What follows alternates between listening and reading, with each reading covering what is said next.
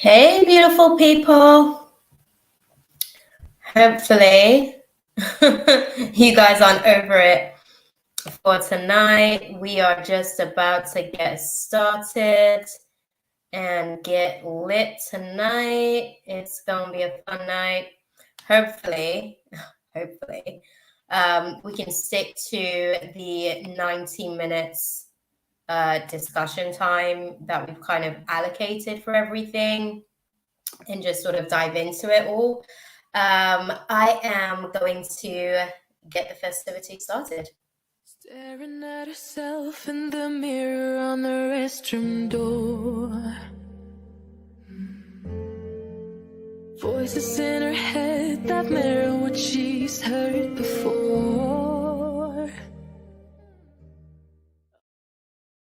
All right, y'all, let's get the countdown going.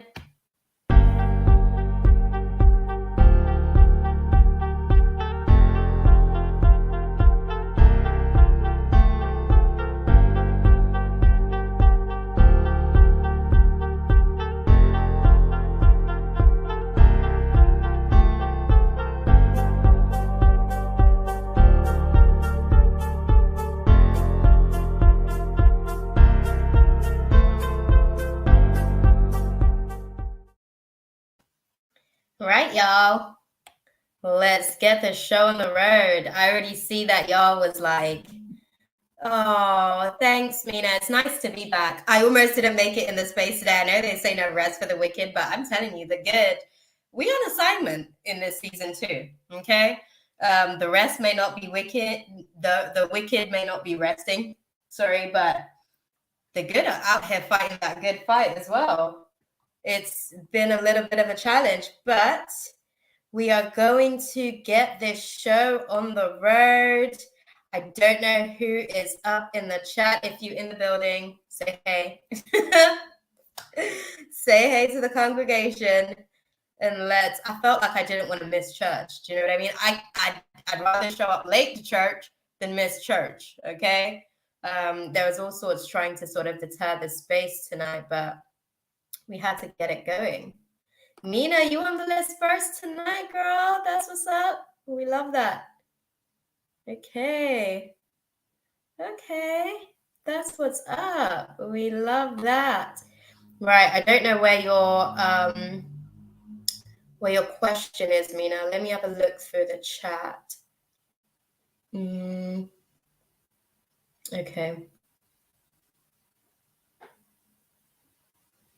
Okay. Oh, I miss being here as well, Mina. Trust me. I'm like going through the chat at the minute to sort of see what's been going on. Put your question in the chat, Mina, so that I can sort of get started. But trust me, it has been a mission to get back in here.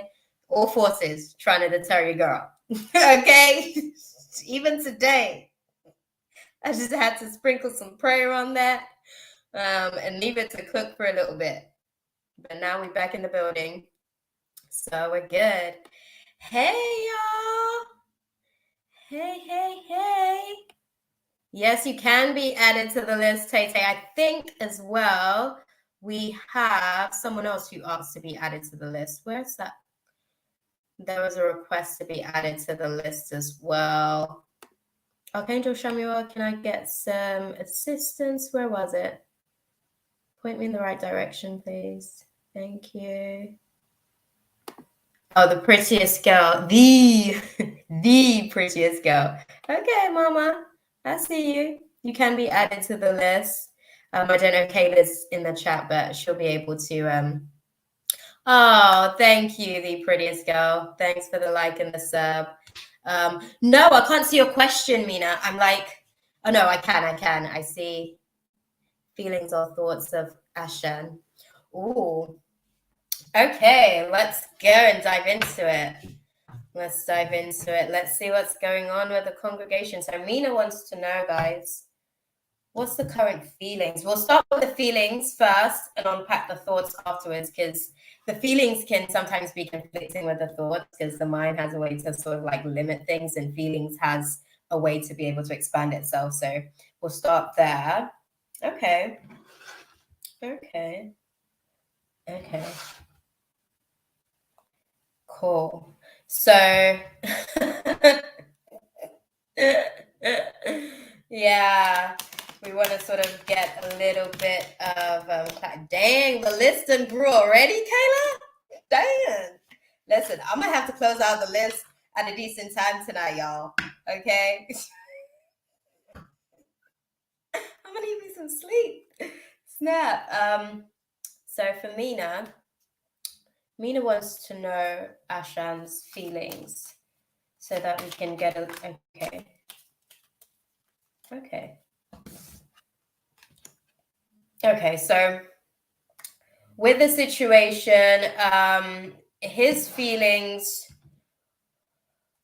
on the situation is that he feels as though he may be in a position where there's like a few, I want to say a lot, but I'm going to say a few unmet expectations. So there are things that you guys have spoken about, and I guess he hasn't necessarily been able to kind of like bring those things to fruition.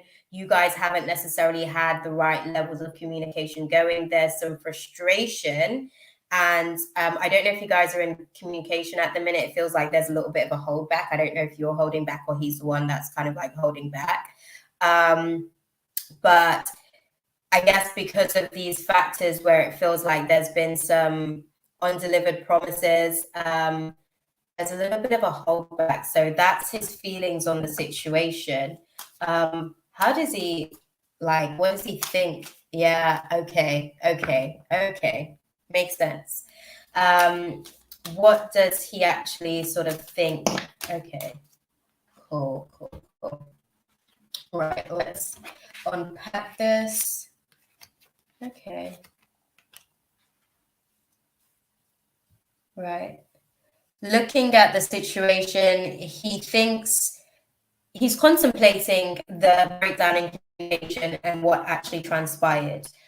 He's really kind of dissecting it and putting it apart to have a little bit more of an understanding where he can really show up differently in the situation. He definitely has some regrets about the way that things kind of played out with you guys. And I think, okay, so how I'm hearing it, right? It's like the thought that's deep out there in the back of his subconscious, because I feel like he's blocking these emotions. But the thoughts that are coming through for it is like, damn, like I really know that I could have done better in certain areas and I really wanted to do better. So he's kind of like beating himself up a little bit internally. And I don't know if he realizes that he's doing this because it is having like a subsequential effect permeating out into other areas of his life, where it's kind of like showing up as like sabotage behavior in other dynamics as well. He definitely needs to kind of like, I guess, resolve this within himself, because he's kind of like bleeding all over other people as well with this dynamic. He's not happy with the way that things played out and you having to pull back, because he feels like he could have delivered on those promises. He feels like he could have actually given you the things that you guys discuss. I want to say that he betrayed your trust, because that's how it's being put across to me. So he feels like he could have done better at working on that. He also, the thought process that he's going through, and this is why I had to unpack both, right? Because feelings are so dense, like it doesn't necessarily like, how can I put it? It doesn't give the full spectrum of the picture. Yeah. So this is why I wanted to unpack the thoughts separately from the feelings, because these feelings of the situations, like, blam, this is what it is. But the thoughts, now from that one little feeling, so many thoughts can now construct themselves in the mind from that one little feeling. So from what I can see, he's really thinking about the way that he mistreated you in a situation. And I think that he feels as though he could have just delivered on the things that you guys discussed. He feels as though he's missed an opportunity. He's definitely a little bit he's open. You know, he's open to kind of like letting go of the situation. And he's open because this is the way that he's kind of showing face to the world, right? That he's ready to move on, and that, you know, he's over the situation, he's past the situation. That's all lies, okay? Well, okay, not a full lie. They say it's not a full lie, it's a half truth. We all know that a half truth is a whole lie, but they say half truth, so we're going to go with that narrative, right? It's a lie. And why I say that it's a lie is because he is like riddled in guilt. Like, I really can't even put this to you in any other way. He don't even realize that this guilt is like perpetuated in other areas where it's causing a knock-on effect. Like I said, like it's kind of showing up as self-sabotage behavior. So he's actually dealing with restlessness, like waking restlessness. So his thoughts are constantly flowing, constantly all the time, thinking about the situation, looking back at it, looking at what he could have done differently. I think that he feels like he's in control of the situation, but he's under the possession of guilt. Okay, he's in contract with that entity.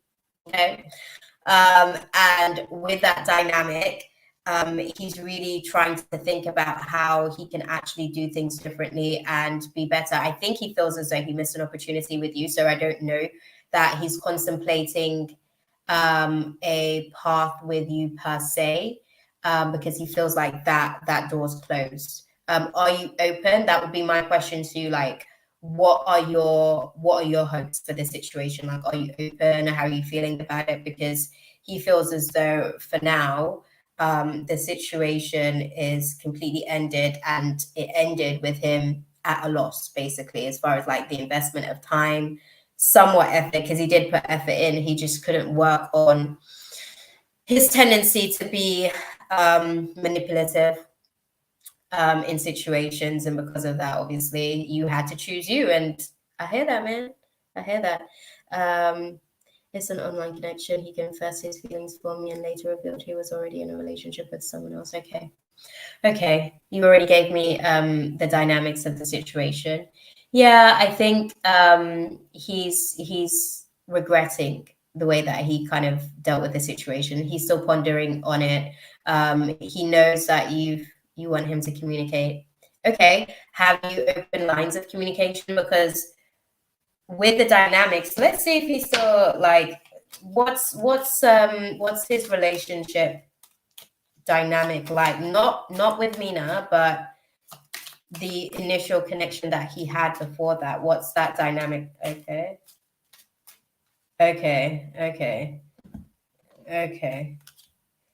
Oh. Sorry. I wear my heart on my sleeve, guys. Okay, so y'all will get like loads of dramatics and expressions and everything. What I'm seeing as far as the dynamics with that situation, I don't know if there are children involved, but there seems to be a situation involving some of those discussions, or around those discussions at the minute, as far as his current situation. Yeah. So with you wanting him to communicate, his situation and circumstances are still very complicated, Mina. He's open to something with you, but I don't feel like he's completely like closed out that space just yet. And I want to say this, like, sometimes we stay in relationships longer even after it's ended. Okay. I think they might be having discussions. I don't know if the person that he's with may be sort of communicating to him that this may be something on the horizon, or a desire of theirs, or she may be having this type of discussion about where she wants to take the relationship as far as the next level. So this dynamic in itself would make things even more complicated than what it already is. Communication. Want me to get communication from him? Because that's what she wants. Okay, let's see. Okay. They said yeah. They said yeah. There will be. Okay. Feed that to me. Feed that to me. Dissect that. Help me understand. Okay. Are you on social media? Yeah. Hey, beautiful. Welcome to the room. Okay, so thanks for the like and sub. Beautiful. What I'm seeing is that, like, and this is what I was talking about before I kind of like jumped out of the space. Like, I feel like emotionally he had disconnected from the relationship that he was working through. Because I have to say was working through, because I feel like she's more attached to the space than he is. And I think he's confused about what he actually wants.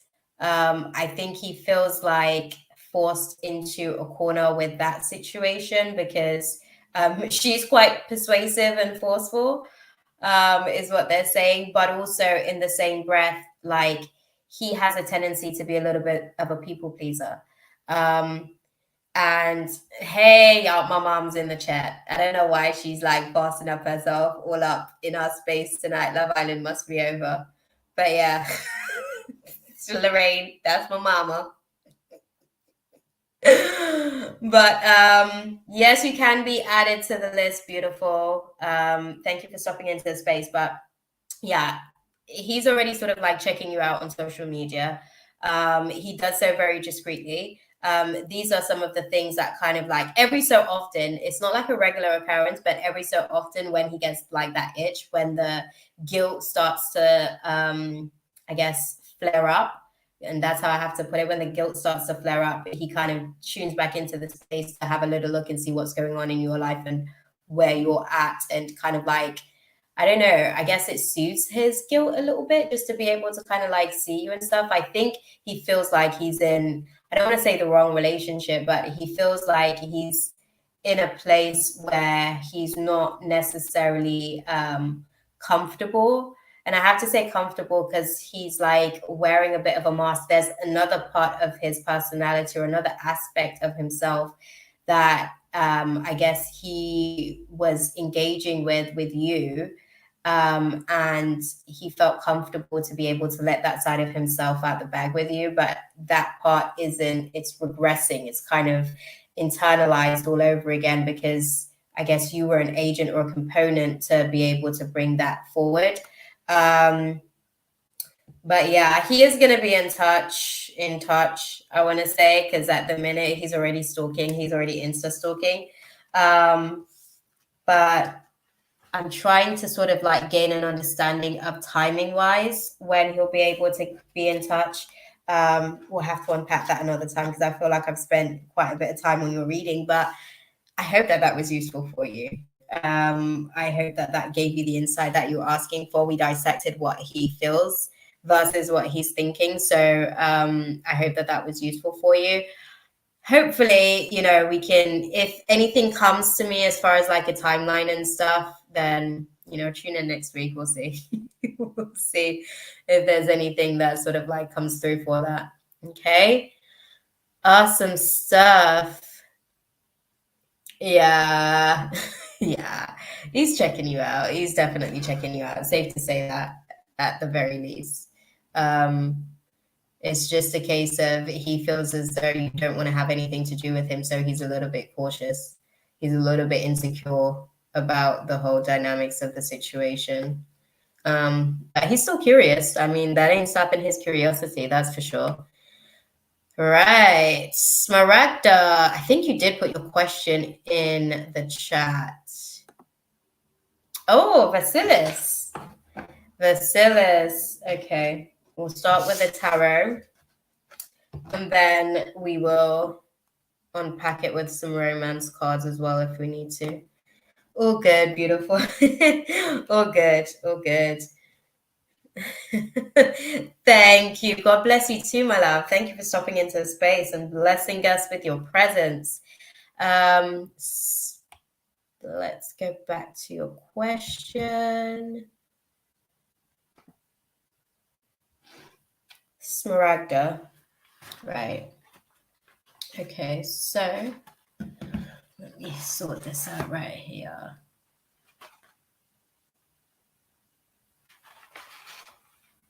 Okay.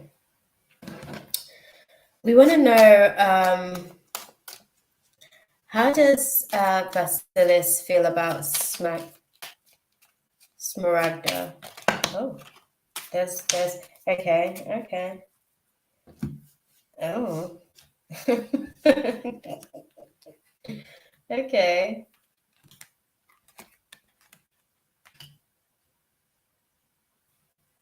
Right.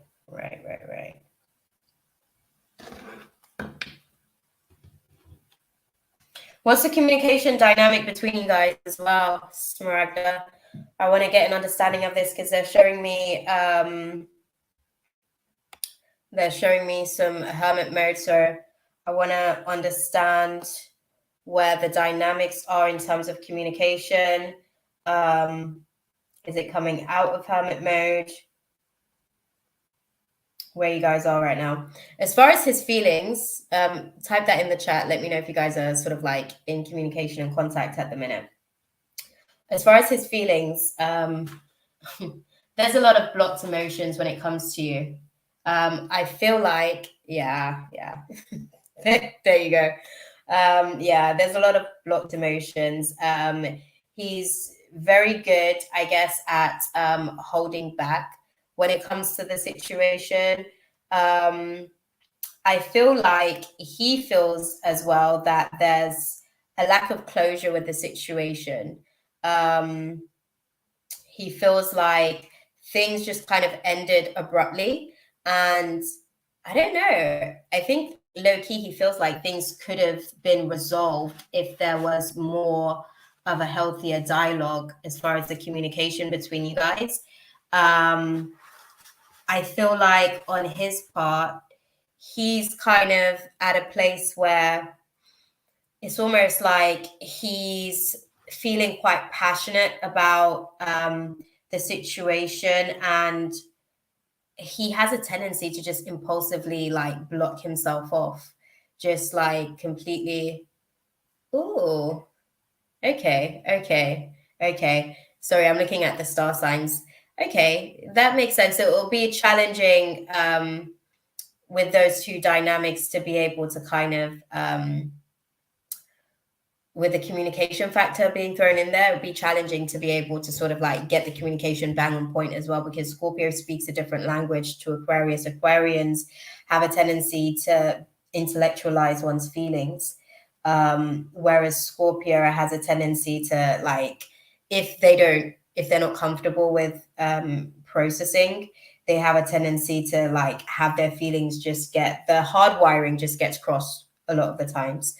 So they're not very good at being able to communicate directly what they really mean to say.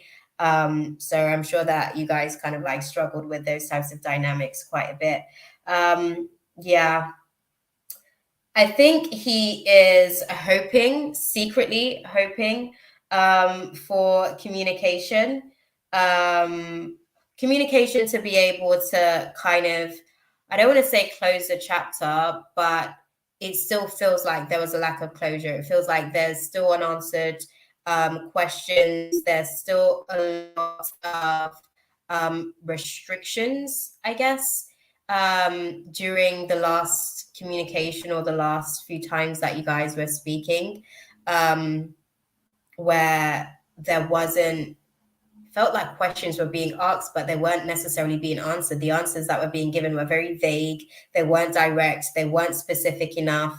And with that kind of like dialogue, I feel like he feels like he has to be secure. Like that's the impression that I'm getting. Like he's got this mask on, because that's the best way that I can put it. Like going behind the mask to see what's going on in there, and it seems as though like he's conflicted with himself, like he's battling with himself on the situation, because it feels like there's a lack of closure, but he's having to kind of just be self-sufficient and move on from it and move forward, even though there's a lot of tension. I guess he's carrying a lot of tension.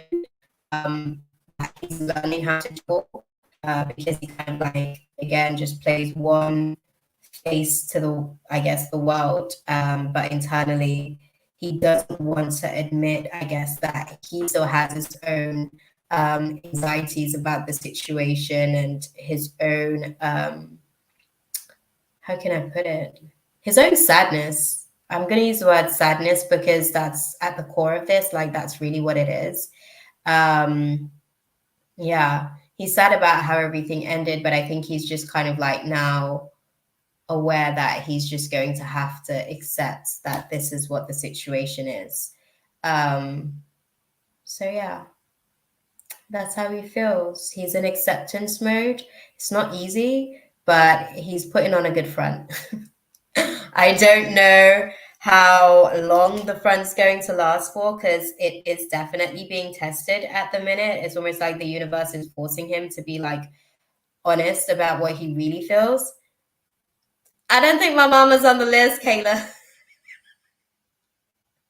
My mom's name's Lorraine. Mama, are you on the list? If you're still in Rome, are you on the list, girl? Okay. You talked to him to resolve it. Okay. You told him to resolve it. Okay. Okay. Yeah. Thank you, Kayla. Thank you for putting your chat out there. This is how you do it, y'all. Like, y'all have been good tonight. I love it. I love it. Okay. We're going to come straight in and jump out tonight.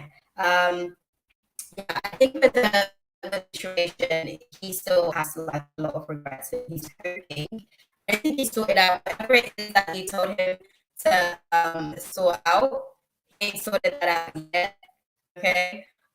Because again, this is the thing that he hasn't completed. This is the lack of closure. He hasn't completed that just yet. So he's having observations about whether or not to reach out.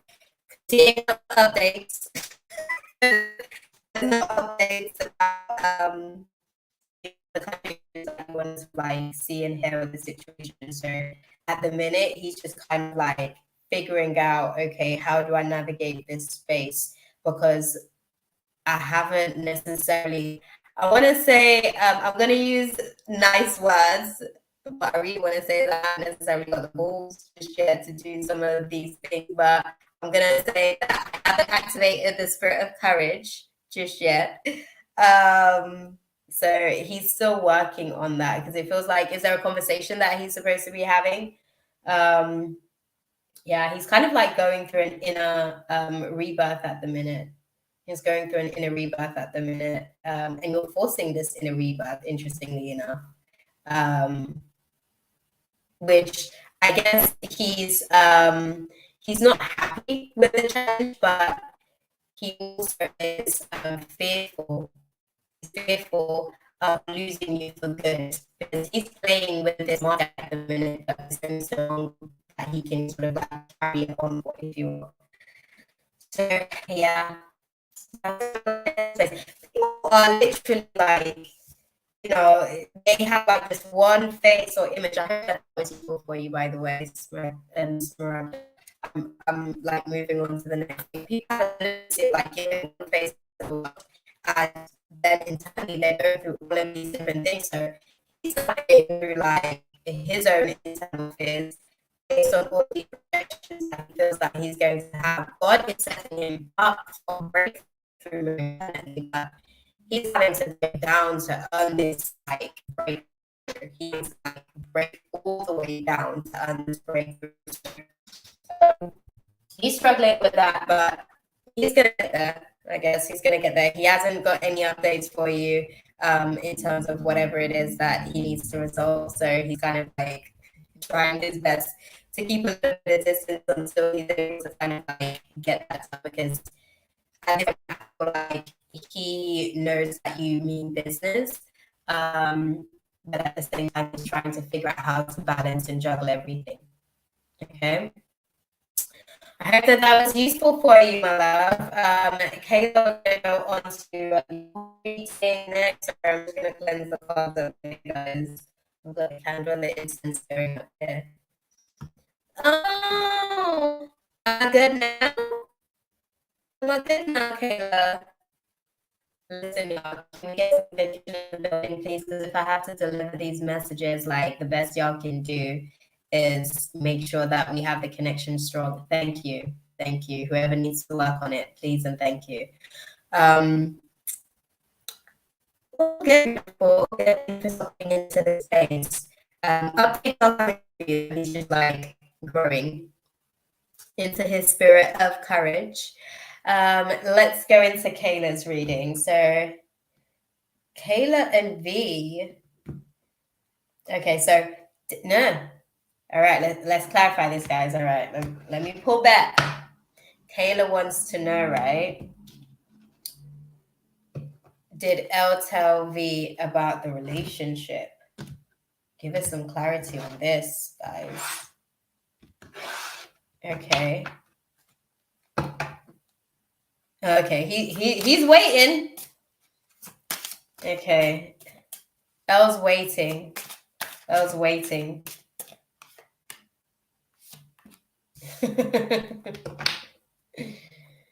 Okay, so L's waiting to be able to deliver the information. Now, I'm hearing that weight in itself is causing a lot of depression because it's causing a lot of pressure and tension. I can't lie, it's like causing mad anxiety. I'm seeing it's causing bare static in their field, right? Because they're so anxious and nervous, and it's almost like, yeah, it's almost like making me feel like I want a bath because it's like, oh, it's so tense. They're compromising with the situation at the minute. The compromise that they're having at the minute is finding the right timing, because it feels like right now things are it's kind of like an unlikely heir. That's how the guides explain it. It's an unlikely heir. So it's not the right situation, or it never really feels like it's the right time or the right place. I guess they're working on plucking up the courage to be able to have that conversation. Listen, that might just be the way that they bring it to surface, okay? Because he might be taking a minute, okay? Like L might be taking a minute to be able to just like bring these things straight to the forefront, and the universe may be conspiring to bring the truth to surface because that was your request, okay? That's what you asked for. That might just be how things play out. And when I say that might just be how things play out, it may be a case, especially like now as well, we're in the Jupiter retrograde season as well. So a lot of old blessings are kind of like manifesting itself, like old prayer requests, like God's like, oh, let's backdate this person. Let's make sure this person's situation's okay. That might be the situation as far as like how it comes out, because I don't feel like they have activated their spirit of courage just yet. I don't know that they will, because trust me, they're shook. They're shook. They are scared. I think that V actually already has suspicions, and V is actually going to be the one to go seeking for answers, if anything. Yeah. V's the one that's going to go seeking for answers. I think they sense that there's something that's kind of like not necessarily right about the situation.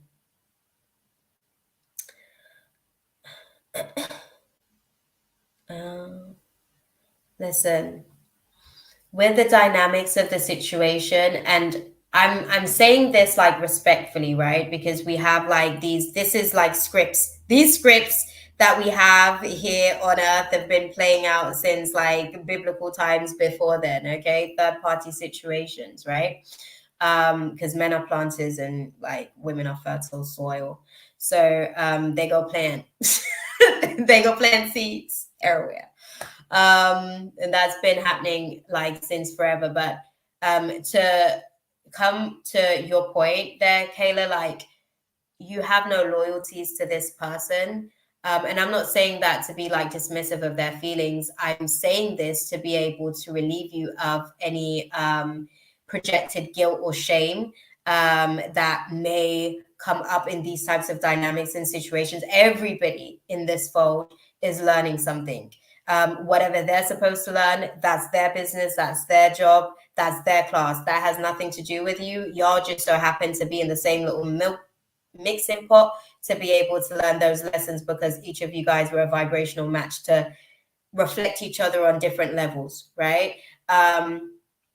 You don't need to worry about any confrontation, okay? No, it's true. It's true because I really want to put this across to you, right? With the dynamics of the situation, like your loyalty was building a relationship with this person, right? That was where your loyalty was. Their loyalty was already with a situation. Their loyalty was already involved in something, and that's on them. That's between them. That's between their dynamic. And in that type of situation, they're there to learn something with that type of script, because that's what these things really are, isn't it? Like we all just come here and we act. So we play different scenes.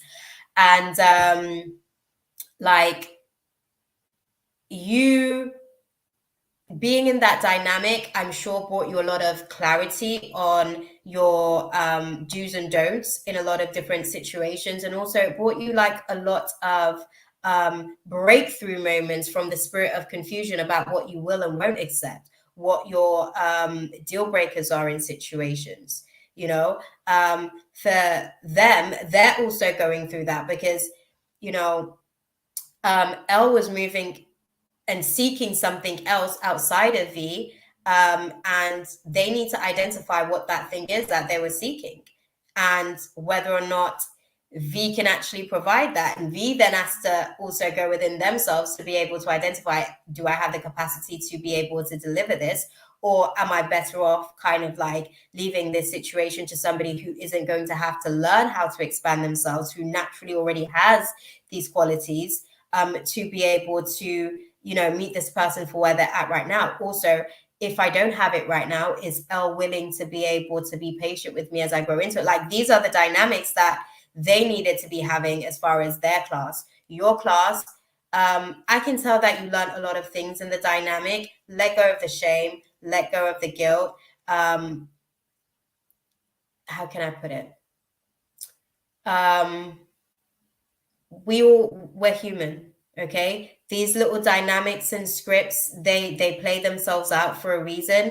We take the lessons that we can from them and we leave the other stuff to God. Like take your guilt to God, take your shame to God, and let yourself be delivered, because you don't need to carry the weight of that around. Like, and I genuinely want to put that out there. Like, I'm gonna put a prayer out there for you tomorrow on that when I speak to God in the prayer closet, because like those are very dense, like low vibrating emotions. And it puts us in a position where we now start to people please as a result of that. So it's like passive guilt, passive shame. Now we want to like give this, oh, I can meet your expectations. And those people haven't earned it. It's just, oh, I'm scarred or I'm wounded from this particular situation. And now you're getting all this energy that you haven't necessarily earned because of a scar that I'm still healing from. Do you see what I'm saying? So definitely take that to God in prayer about the guilt and the shame. Let all of that stuff go. If there's a confrontation to be had, you got this, okay? You were there to learn whatever lesson you were there to learn. They were there to learn whatever lessons they needed to learn in that dynamic and the situation. And it had nothing to do with you. Like, you just so happened to be the one that enrolled for that class. There would have been another Kayla, okay? That's just what it comes down to. V's beef is not with you, doesn't need to be with you, it has nothing to do with you. And if V comes to you trying to deflect blame, because rightfully, any conversations that needs to be had with you is to gain understanding. Okay, what was Elle like in the dynamics with you? Did Elle pursue you, or did you pursue them? How were they in the space with you? Did they have like a lot of time for you? Were you able to? Do you see what I'm saying? Like that's the conversation, if anything, that needs to be had. So if it's already willed or destined to be that there's a conversation that needs to be had and there's a timeline of the journey that's working towards that destination point, set your intentions. Like that's the conversation that you want to be having, because the whole deflecting and making you an issue when the issue is the fact that they struggled with loyalty in the relationship and faithfulness was being tested and clearly Elle failed. That's really where the focus needs to be at. Anything else is just a deflection and a projection. Okay, and that ain't got nothing to do with you, girl. That part. That's all I got for you, beautiful. And saying that's it. That's it. Listen, my guides are saucy, okay? They be very spicy. They're very direct. They tell it like it is. Like I'm Jamaican by nature. Okay? So they're just like bang. I hope that that's cool for y'all, because yeah, they're very direct. But I hope that that was okay for you, Kayla. That's pretty much all they're giving me on the situation. Yeah, let yourself heal. Let yourself heal. You don't even need to carry anything anymore. Just let yourself be. You're good. All is already forgiven. Like you've clearly already repented for the position that you found yourself playing in the dynamic. And let that be it. Like, let that be it. Rashima, I don't know if you're still in the building, Rashima, but you can type your question in the chat and we'll be able to sort of like unpack it as best we can. If you are still in the building, then put your question in the chat, because I don't think I'm going to be able to even find it in the chat at this point. But I hope that that was useful for you, Kayla, darling. I hope that that was insightful for you. I see V going to dig, though. Oh. Okay, let me see. Tay Tay Cray Cray. That's so funny. That's a funny name. I wonder if that's Taylor. I don't know if you're still in the chat, Rashima. If you are, I am going to close out the chat where it is at the minute. I'm going to close the list where it is at the minute, because we're clearly having connection issues as it is. I don't know if there's anyone else still in the room or in the building. Yeah, M22, you back. You're back for more. Love it. This time, make sure you tell your guides, okay? You're funny, because I literally just said that I'm about to close out the list. How about that? You see how your guides work every time. Hey, how you doing? Your guides are funny. Literally, every time they hear me say, "Oh, I'm about to close out the list," they're like, "Get in there, get in. Just go, make yourself be known." It's all good. They sent you at the right time. It's all good. You know how it is. The snap. You might be coming in to like jump the queue, because I don't know who's actually still in the room. Rashid, listen, if you're still in the room and you're on the list, like let's get a hey or something in the chat, just so that I know that you guys are still around. I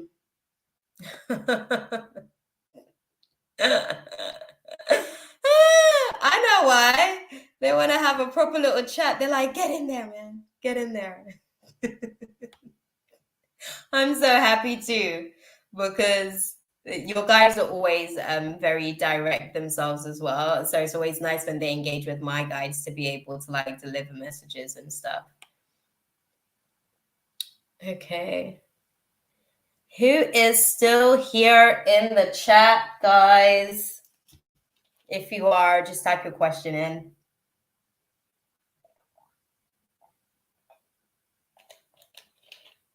I think I may be manifesting that 90 minutes live tonight. That's what this is. The list is there, but the room is getting ever so small. It's getting ever so small. Come on, guys.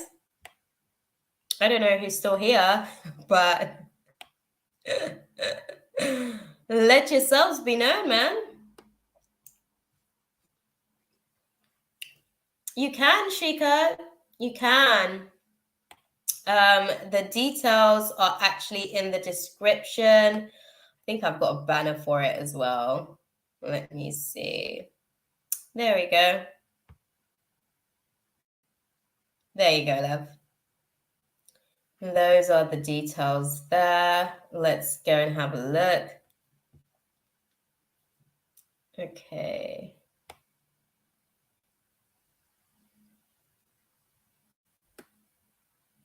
Yeah, look at that M26. See, this is what happens whenever you come in. It's like you jump the queue. Listen, your guides have you lucked up. Highly blessed and favored. Okay? I love that. Ah, no cash app. No cash app. Not great. Listen, we do one free question. Like if you want to go in depth and get a full-on reading, you can sort of go onto the website as well. Let me put that banner up. Do I have a banner ready for that? Yeah. There you go. If you want a full-on reading, you can go to the website. Yeah, there you go. If you want a one free question, you can get a one free question. You're good. You're good. Right, guys? I think it's just you guys in the room from what I can see. Everybody else left the building as I'm manifesting my 90 minutes live. Okay? So we're going to go with M22 first because you got here before Shika. So go for it. Let's get your question. Seeing as your guides are like, you better get in there. I got to talk to you.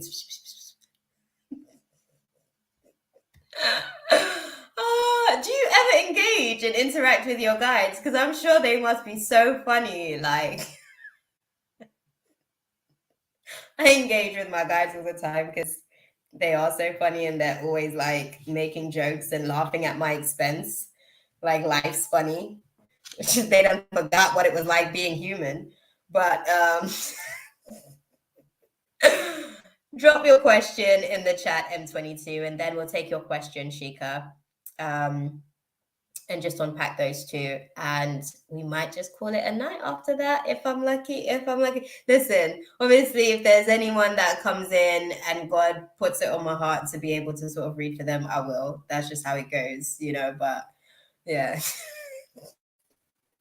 I'm doing like lots of stuff, prepping for you guys. I'm prepping. Okay.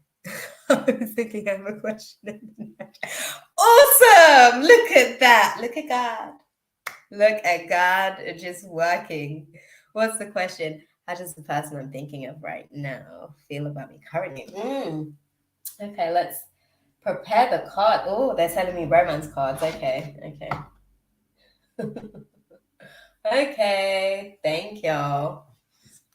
Okay, the person M20. Oh, that was quick. Oh. Okay. Hey, Miss Yaz. Oh, you back in the building?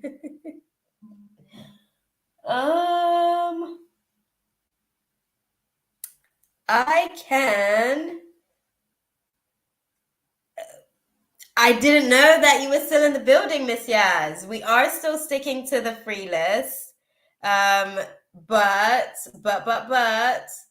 nobody else was like claiming their spot. I know people obviously like they get out and then they come back in and they get out and stuff. But when there's like nobody here, it's like, you know, so M22, listen, it's manifesting like God. Because I'm telling you, yeah, their guides are definitely like, yeah, they're anchored up in spirit realm. They've come into the space and things have just kind of shifted. That happens whenever they come into the space, to be fair. But I am going to come back round. I'm going to come back round because the new list is now formulating. Okay. Which is going to be, I guess, M22 and then Sheikah and then yourself. I'm just going to go and do M22's questions quickly because they're already putting it out here. Hey, Cheyenne, if I'm saying it right. But yes. Oh, okay. No, it's all good. It's all good. We sprinkling some positive energy into your pots. Yes. Okay, it's gonna be good. All that love. You're gonna consume all that love. M22, this person is thinking this could be the one, but there's some red flags. Okay. There's some red flags. They're like, and this is something they're internalizing at the minute. Like emotionally, they feel the connection, but logically thinking about certain things. Do you do pregnancy and conception? Oh, thank you. Awesome. Thank you for confirming. Thank you for confirming.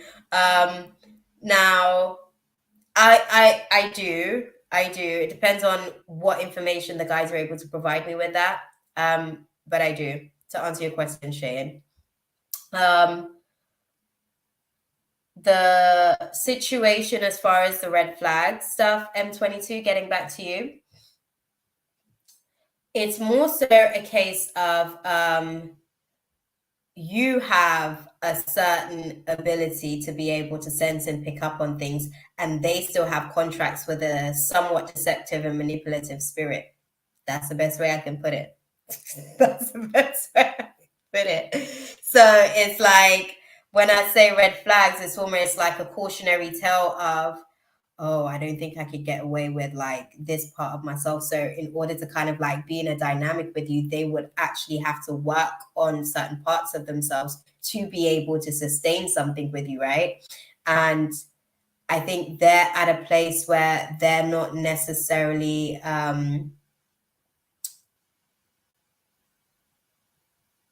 they're not sure yet if they can actually like rein some of these things back in, because it's something that they're aware of. I want to say that they're aware, but they don't necessarily know how to be able to kind of like alter it. They have like controlling tendencies a little bit. They're a little bit like, and when I say controlling tendencies, it's like control kind of like happens after trauma, isn't it? You know, trauma happens and then we kind of like, I don't want to experience that ish again. So I'm going to like make sure that I do this and do that. So I think because of a lot of the fears of like potential pain, like they've gotten into this dynamic of trying to be able to control a lot of things. So when I say manipulative and deceptive spirit, like that's where the spirit kind of has them in terms of the behaviors that they exhibit, right? I pick up on that. Yeah. I think it's one of these things as well, whereby they, how can I put it? I don't want to say you intimidate them, but low key, high key, you intimidate them. you intimidate them a little bit. When I say intimidate them, it's like you're powerful. You're powerful. They know it. They see it. They sense it. You're very direct with it, even without even meaning to be. Sometimes it's just the way that it is, right? But yeah.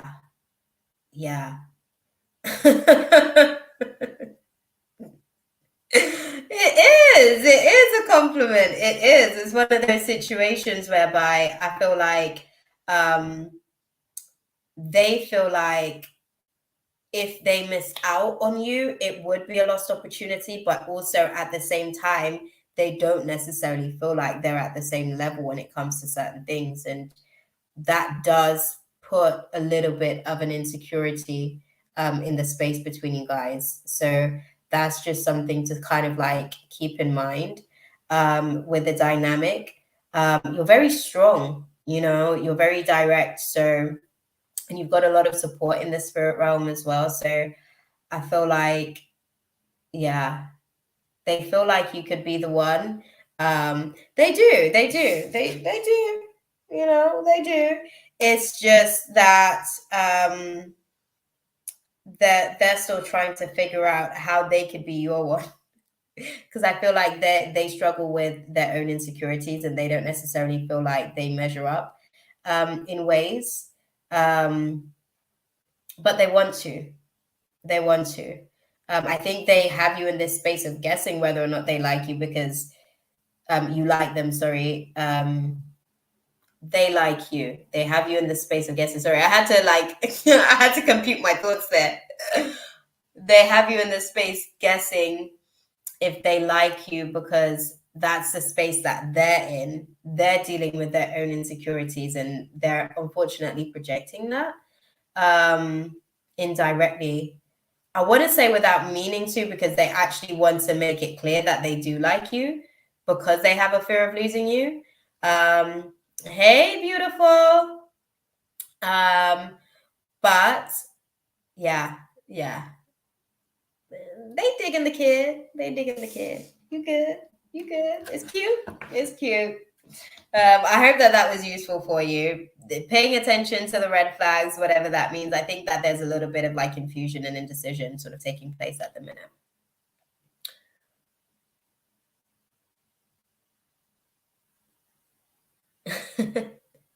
Oh, no, do you know what? I'll tell you this.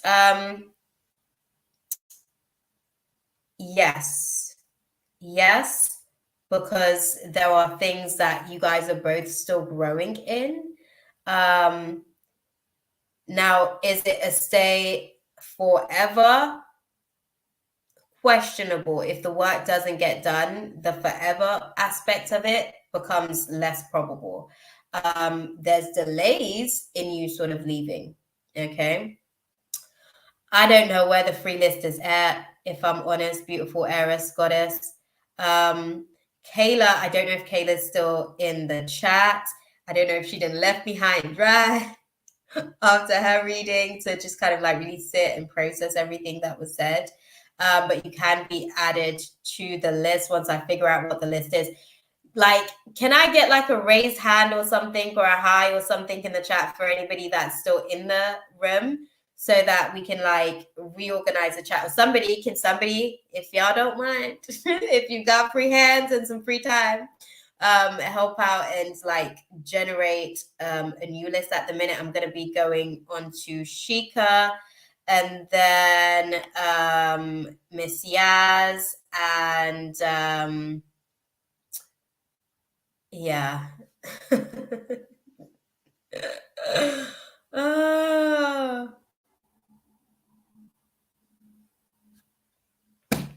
Listen, you're a G, Kayla. I'm putting out some deep prayers for you tomorrow.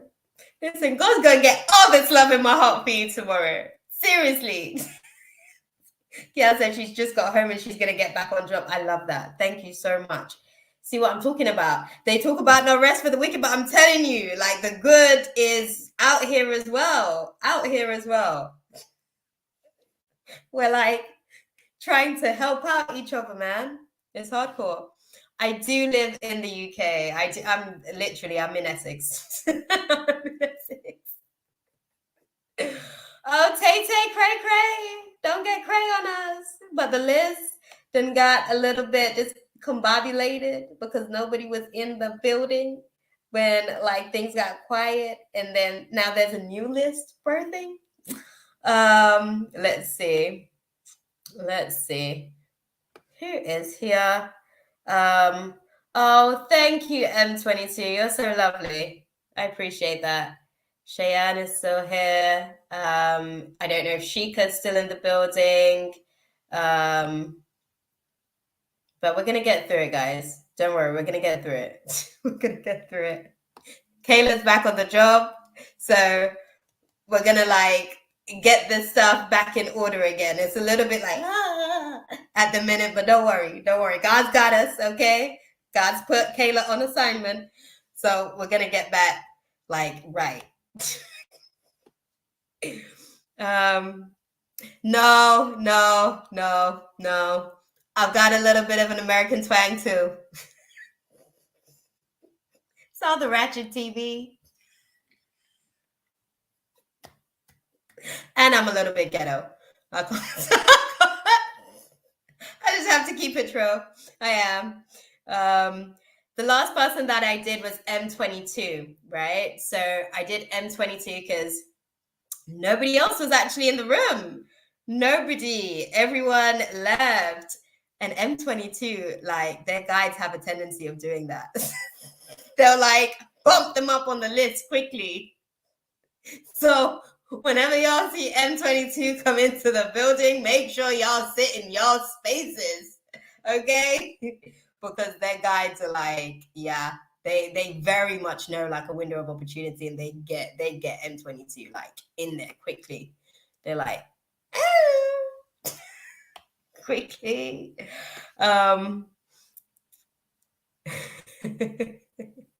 Definitely. No, I want to. It's definitely. I like you guys. Is it? No, ain't nothing to be sorry for M22. You good. They just need to learn how to work with it. You know, it's not. Don't go dim yourself now. We want you big, bold, and beautiful. Okay, it's good. It's good to be that powerful. Do you see what I'm saying? You must be an old soul, okay? Because when the guides move like that hard for you, you've been here a few times. They're like, they know the deal. So, yeah. Oh, Tay Cray. Listen, Tay needs to be on the list. Tay needs to be on the list. Sheikah, if you're still here, put your question out there, and we're going to unpack some stuff.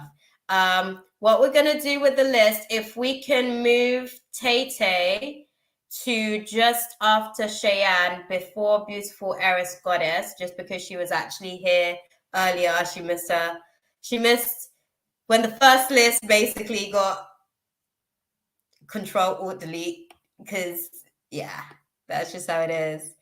Jay wants to be added to the list as well. Oh, look at that. We had the same mind. I do wanna read for Tay. And I want to be able to unpack it, but Sheikah's guides wants to be able to communicate something. It feels like it's right at the top of my dome. So Sheikah, if you're here, put your question out there in the building. Okay, that was the original list. Okay. Yeah, Rashima wasn't here. Cheryl, the prettiest. Nobody was here. My mom just came to check in. My mom's Lorraine. She just came to fast for a minute. So she don't want to read in. She just bugs me whenever she feels like it and asks what the guides are saying, and then she tunes into her own guides. Okay. That was the original list. Right. Okay. I'm in front of Miss Yaz. Okay. Let's see where the list is at. Okay, Tay. Okay. We're gonna put you on. Sheikah, if you're in the building, raise your hand. We're gonna go with Tay because things have come back full circle to the point where Tay's back in the room. So we're gonna go and answer that question. Sheikah, if you are here, like raise hand or something. Tay, I like your little profile pic, looking spexy. Go on. I love it. Okay, give me the questions, y'all. Give me the questions. Tay, I'm going to start with your question because you were on the previous list. Give me your question. Thank you, beautiful. Hell yeah. Oh my God. Listen, not even, it's not, listen, tarot is just a medium, right? It's just a tool. You actually have, so people find it rude. Okay. People find it rude, but you actually like generally read people anyways. You are good at sensing and picking up on their ability. So what the tarot does is it helps to be able to activate your clairvoyant and your clairaudient senses. But you naturally already have like your claircognizance gift activated because you're quite observant. So your claircognizant gift is your natural ability to know things, and reach into my energy and say, hell yeah, Tay. No, seriously, like let's have this conversation because I don't need cards for this, right? With the situation, it's like your claircognizance gift is already like that's your most activated. So we have like, you know, the 5 physical senses, but we have 8 spiritual senses. Your claircognizance sense is your ability to naturally spiritually know and pick up on things. We get this by being observant, and the more observant we are, the more we activate these levels, because then we start to tune into the subtle realms of consciousness, and we start to get downloads from other people's subconscious, and we start to read their file basically, because we're all like collectively interconnected. So what I would do, because that was one of my most optimized gifts. So you probably already have like a genetic predisposition to look at someone and be able to tell a lot about them. It's weird because another tarot reader says that I don't have the ability to. I just want to see if you can look into it. Listen, I didn't say anything about reading tarot cards because I don't think that is how your gift works. Tarot isn't the only medium as far as being able to read. Like a lot of the times I'll pick up the cards and my guides are already talking to me. They're like, put that down. I'm already like, you're already anchored to the channel. All the like tarot it's a mediumship tool to be able to anchor to a particular channel to be able to let the downloads come through, right? Listen, I'm gonna be like, the app is coming, y'all, okay? Because I'm gonna be doing intuitive development with people that I know are already so spiritually activated and charged. They just don't know how to work their gift just yet. They don't know how to tap into it and manipulate it to bring it to full form and potential. But yeah, that's actually your spiritual gift. Your spiritual gift is because with the claircognizance as well, right? You activate that through I'm a Aquarius Pisces cusp. To answer your question, beautiful Aries goddess. My bestie's an Aries. But yeah, bring it back to me, Archangel Chamuel. See, this is what I'm saying. When you learn how to utilize the little things, can you pull out? Y'all are funny. Okay, I'll pull out the cards. But honestly speaking, do you know what? If anything, I will pull out the energy cards. I'll use the energy cards to read that one for you, because that will be more direct to the question that you're asking. Oh, that's what's up. Cusp energy in the building. Listen, ain't it hard? Ain't it hard with all of these moons? I'm telling you, as soon as I finish with the Pisces moon, there's a Capricorn moon somewhere. Aquarius moon somewhere as well. I'm a Capricorn moon. Okay, so Tay wants to gain some insight in terms of her spiritual gifts. Show us, because each of the gifts are actually connected to the different. See, look at that. that already like gives you natural intuitive abilities. That's why your clear cognizance is already activated like that. Because that's what I was about to say, actually. Like, clear cognizance is activated by the gift of empathy. So if you have high levels to be able to empathize, you can naturally pick up and sense a need or a desire of someone and be able to meet those. That's how clear cognizance works. So you get access to their files because you're naturally assigned, I guess, to be able to provide whatever healings needed for that individual. Oh no, you good. You good, beautiful. Go for it. Go for it. Listen, you've earned it. Okay. You won job, Kayla. That's for Kayla. You've earned it. Okay, so show us for Tay Tay's.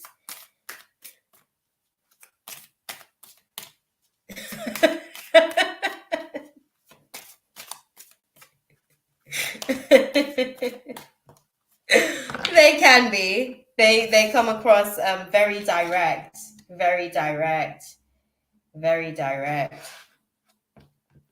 Okay. Okay. Show us about the spiritual gift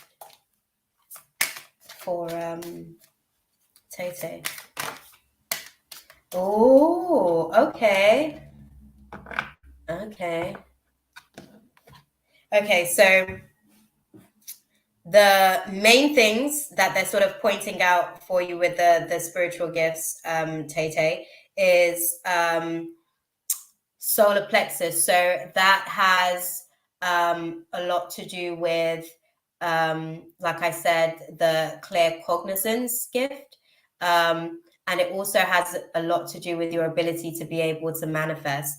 What they are sort of showing is that when you get into dynamics with relationships, sometimes it throws off this ability a little bit. It throws because you give yourself into the space in relationship dynamics, and you kind of I don't want to say it like you deplete yourself or your energy, but you kind of you're not necessarily using that power for yourself in those types of dynamics. So be mindful of that. But yeah, the manifesting abilities and the clear cognizance. Ooh, you also have, I don't know if you've ever thought about doing Reiki or tried to do Reiki, but you naturally have an ability to heal. You naturally have an ability to heal. Energetically speaking, you naturally, your palms are activated for that. So if that's ever something that you've thought about doing or you're thinking, it might show up later on in the future for you as a path. You're naturally already kind of like attuned for those types of dynamics because you're good with energy. You're actually like very easily attuned. Very easily attuned. I don't believe that reading with tarot and stuff is the way that your gift works. Your gift is more of an ability to receive the downloads and actually like just relay it. So learn how to work with what you got and where you are versus how can I put it? Versus being someone else. And when I say being someone else, I mean doing what someone else is doing because you want for your gift to be able to work in that dynamic. Trust me, God designed you the way that he designed you for a very specific purpose. And I see with your dynamics that you actually are naturally a healer because of your ability to be empathetic. That's your raw power, your empathy, to be fair. So yeah, I hope that was useful for you for the most part. I don't know if he's still in the room because I don't know if I'm dropping out. I don't know what the connection's like, but yeah. I had some issues with Capricorns, both men and women, and Scorpios, maybe the women, not so much the men. Though I wouldn't want to date a Scorpio. It's a struggle. It's a struggle. Scorpio men sometimes can struggle with being emotionally aware because, like, and when I say emotionally aware, it's like they have a tendency to suppress because they feel so much and they sense so much and pick up on so much, actually. Okay. Yes, Miss Yaz, that's how you do it. I don't think Sheikah's still here. Rachel's like, I'm up next. That's what's up. That's what we like. We like to see prompts and on time. Okay. I don't think that Sheikah's still in the building. I'm assuming not. Sheikah, if you're here, like, we're taking the register. We're taking the register for the list. Rachel's next.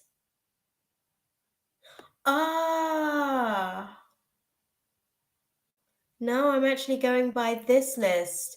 Okay, so are you on the first list then, Rachel? Okay, let's see.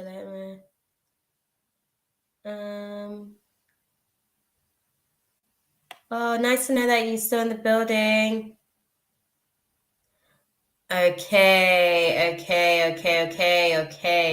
You were on the first list. Yeah, there was a lot that happened.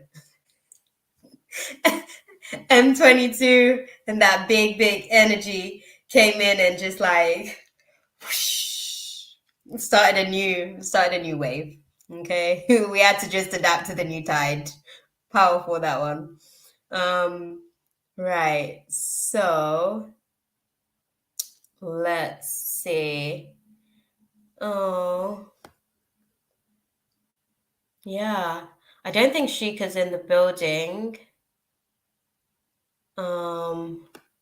Rachel, I'm gonna do this, Rachel. Rachel was next on the original list as well. Look at you, Mimi. I love that. This is why I love you guys, you know. Yeah, no. Mimi is saying that Rachel was on the original list, Kayla. So,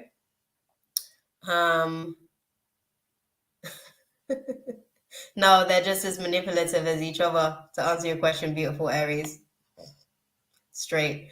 I'm not even gonna beat around the bush with that one.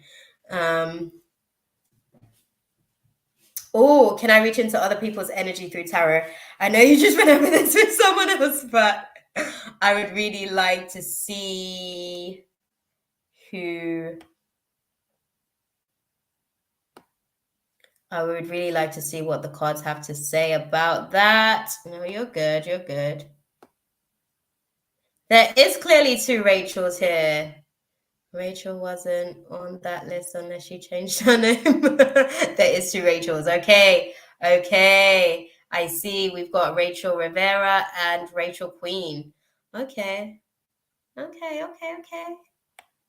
Right, y'all. I am going to answer Rachel's question in space of Sheikah because Sheikah left and Rachel was on the original list. So I'm going to get her out the way and then we'll revert back to the list from there, guys. Okay.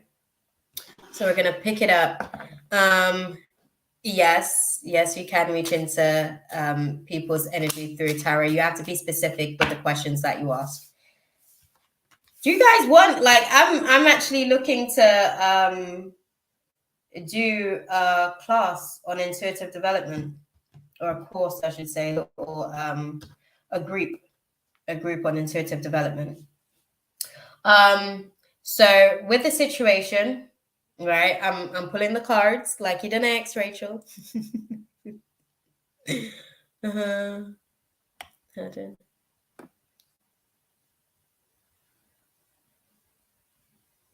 Thank you, Kayla. Thank you. You didn't have her on the original list.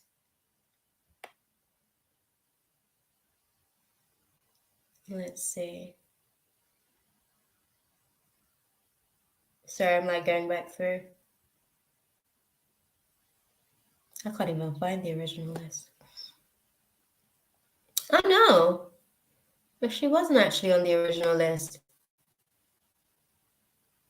Did she come in before? Sorry, Rachel. We're just kind of like trying to sort of check back into the chat just because there's like people that have been waiting and waiting and waiting, you know, just to be able to get through. Yeah, no, I don't see Rachel on the original list either.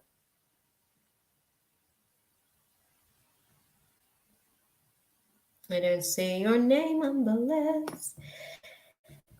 Happy Friday. Love that. It does get us confused. It does get us confused. You can get on the list, Sunny Girl. After Sunny Girl, the list is closed because the list is getting confusing. Okay, the list is getting confusing. She wasn't on the list. No, you weren't on the list, Rachel. From what I can see as well, I did look back at the list myself as well, but I've already pulled the cards. That was a little slippery. Okay. Oh, Mabel saying Rachel was on the list. No, she wasn't. She wasn't. I checked the list myself as well. I didn't see. She might have probably like stopped into the space earlier, but she didn't get added to the list. But it's all good. It's all good. It's all good. It's all good. Don't worry, y'all. It's all good. It's all good. What they're showing me with the situation, right, is how can I put it? So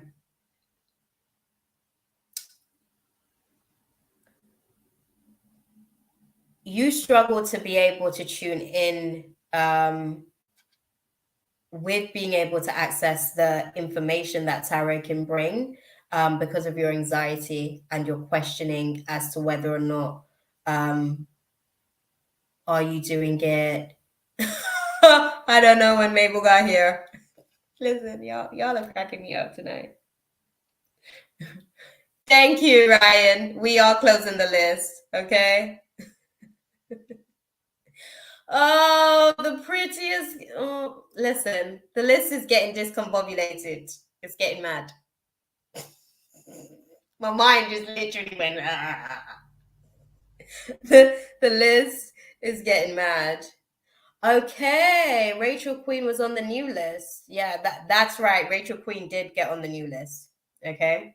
But no, to answer your question, the other Rachel, the situation is anxiety and overthinking. That's what's blocking any ability to be able to connect to the cards. And it is a whole lot of confusion, Rachel. Trust me. Yeah, so that's what's causing the issue. If you, I wouldn't say start with tarot. So if you want to utilize cards to activate your clairvoyant senses and your clairaudient senses, like to heighten them, I would say start with oracle cards because I saw myself buffering there, so I'm going to start again. I would say start with oracle cards because they're a lot easier and direct to be able to read, and the guides are able to kind of like dissect the information a lot better as well initially. For someone who's beginning to read cards, I would generally advise starting with oracle cards. The oracle card that calls to you is probably the cards that your guides are saying, this is the format that I would best be able to communicate to you based on where you're at, and we can learn how to grow, open, and anchor that channel. Okay. And then you can sort of like move into tarot, and trust me, like depending on you know, what kind of questions you ask, because that's what the guides basically utilize the cards for, to be able to, yes, thank you, Jay. That's what the guides utilize the cards to be able to do. They utilize it. Thank you, Kayla. That part too. Check the chat, y'all. Okay, she's the best.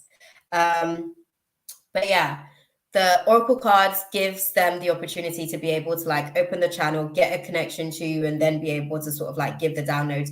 Then with tarot, then they can rely on you to be able to interpret the things that they're able to show you through the tarot. The tarot isn't necessarily the only way to be able to connect and read. Okay. And that goes for everyone, period. Like tarot happens to be, because I find even sometimes that the wires can be crossing depending on where you are, because these are mediums to be able to sort of communicate. Okay. Hiya, lovely.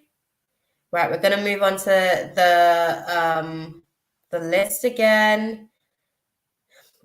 The list is so confusing. I can't lie. The list is so confusing. What I am going to do is, yeah, it does get confusing if you are in and out of the chat. If you want to donate, Miss Yaz, if anyone wants to donate, let me put the details back up. There's the PayPal. You guys can donate there. You guys have asked about Cash App. I don't know why I haven't gone there, but yeah.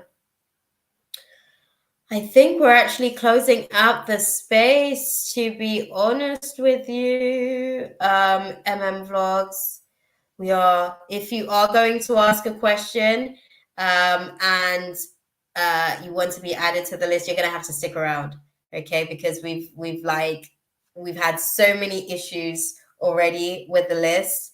We're not sort of doing anything if people aren't in the room, because it's getting confusing for us. Okay. Kayla said the free list is closed.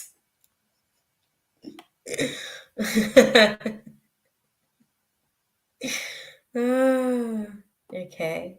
So, who am I reading for next? Okay, Miss Yaz. Okay, you're next. You're next, Miss Yaz. Throw your question.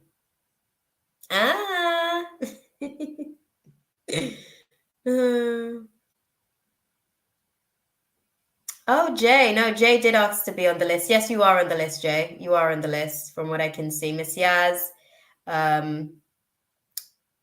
Cheyenne, and beautiful Aries, and it kind of goes on from there. Love reading, please. What you all know? Miss Yaz wants to know about love. What can you show us about love for Miss Yaz?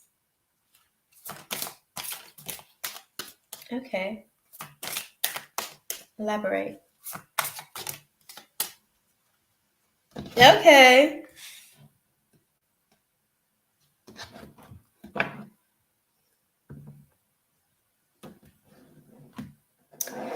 So what I'm seeing with the dynamics, right? There's definitely romantic feelings. There's definitely a connection with the situation as far as you guys. I think for the dynamics that you guys are working through at the minute, so the way that they're putting it across to me, Miss Yaz, is that I guess they feel as though you guys have a good connection, but I think that they're also working on themselves as well. I think that they're working on furthering themselves in terms of like career progression.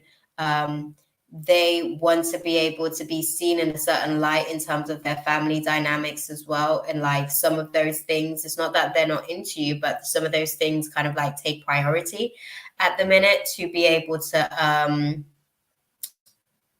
for them to be able to sort of like feel comfortable enough to even venture into anything with you romantically. But there are romantic feelings there. I think they're just kind of focusing on getting themselves to a place where they feel like they could actually, give you what they feel that you deserve as far as a romantic dynamic that isn't really so scattered. Because right now, I don't think that they have like the emotional capacity for a relationship. And I don't think they have much time per se to be able to like really be like engulfed in a relationship. But they have some romantic feelings towards you. Will it come into union? Let's unpack that. Will it come into union? Because I know they're working on themselves and they're figuring all these things out. Yeah, there is a strong connection. It's just the delay has nothing to do with you or them. I think that they have other assignments that are unfortunately more important than just the romantic connection, because the connection is so strong, it can be sustained, if you will, whilst they work on these things. If that makes sense. I hope that makes sense. Let's see.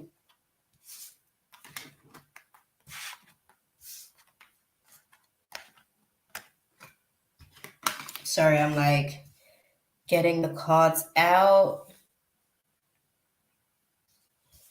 to see the little story that they're telling on the situation. Oh, that's what's up. I love that for you guys.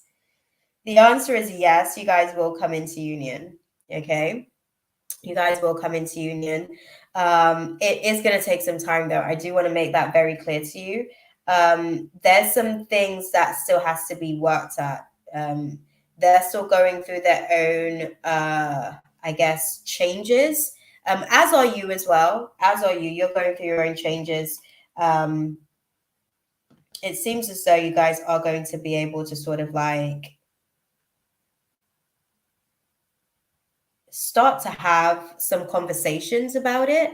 At least I want to say within the next couple of weeks. I want to say usually when they give me like in the near future card, it's usually like within, it can be as instant as tomorrow, but it can be within 2 to 2.5 weeks. So within the next 2 to 2.5 weeks, you guys will kind of be communicating a little bit clearer on what that looks like for you guys, whether you guys like, when can this be a possibility, like I said, because they have all of these other factors that take a little bit more of a priority at the minute than romance. So yeah. But yeah, we'll come together. It's just improving the health of the situation at the minute. I think they have some things that they want to work on for themselves to make sure that they feel like they're secure within the dynamics, and that they can give you what you deserve, like I said. Okay. I hope that that was useful for you guys. Miss Yaz, I'm going to move on to Cheyenne. I think she was in the room not so long ago, because I think she sort of like confirmed she was still here. So Cheyenne, start typing your question in the chat. Miss Yaz, I hope that that was useful for you, my love. Keep us posted. I can imagine, because the connection is so strong. But I tell you what, like, and I do this a lot. When you've got that strong of a connection, it means that you also, in most cases, have a psychic connection as well. So you can share downloads that way. You know, you can send them some mental emails. And because the connection is so strong, it's almost like literally like a nudge on the shoulder. Where the guys will start opening the file and start downloading it, and they'll be able to upload the information fairly quickly because the connection is that strong. Okay. Okay. First of all, Cheyenne, releasing the anxiety on the when is definitely going to help the situation first and foremost. That's one of the first things that they're showing me. That dynamic in itself is pretty much, how can I put it? It creates tension. It creates tension. So sometimes when God is trying to bless us, our human has a susceptibility to be able to be quite tight. And, you know, sometimes people refer to it as being like tight-fisted when we're supposed to be open-palmed to be able to receive our blessings. So let go of some of the anxiety, because the fear is almost like yeah, the fear and the torment. I feel like you sometimes mentally torment yourself about this very same question, and that in itself is actually a part of the delay, because that's what it is. It's a delay. Give us a timeline, because I think this is the question for Cheyenne. Yeah, we know that, but give us a clear indication of a timeline, because it can be a little bit tricky.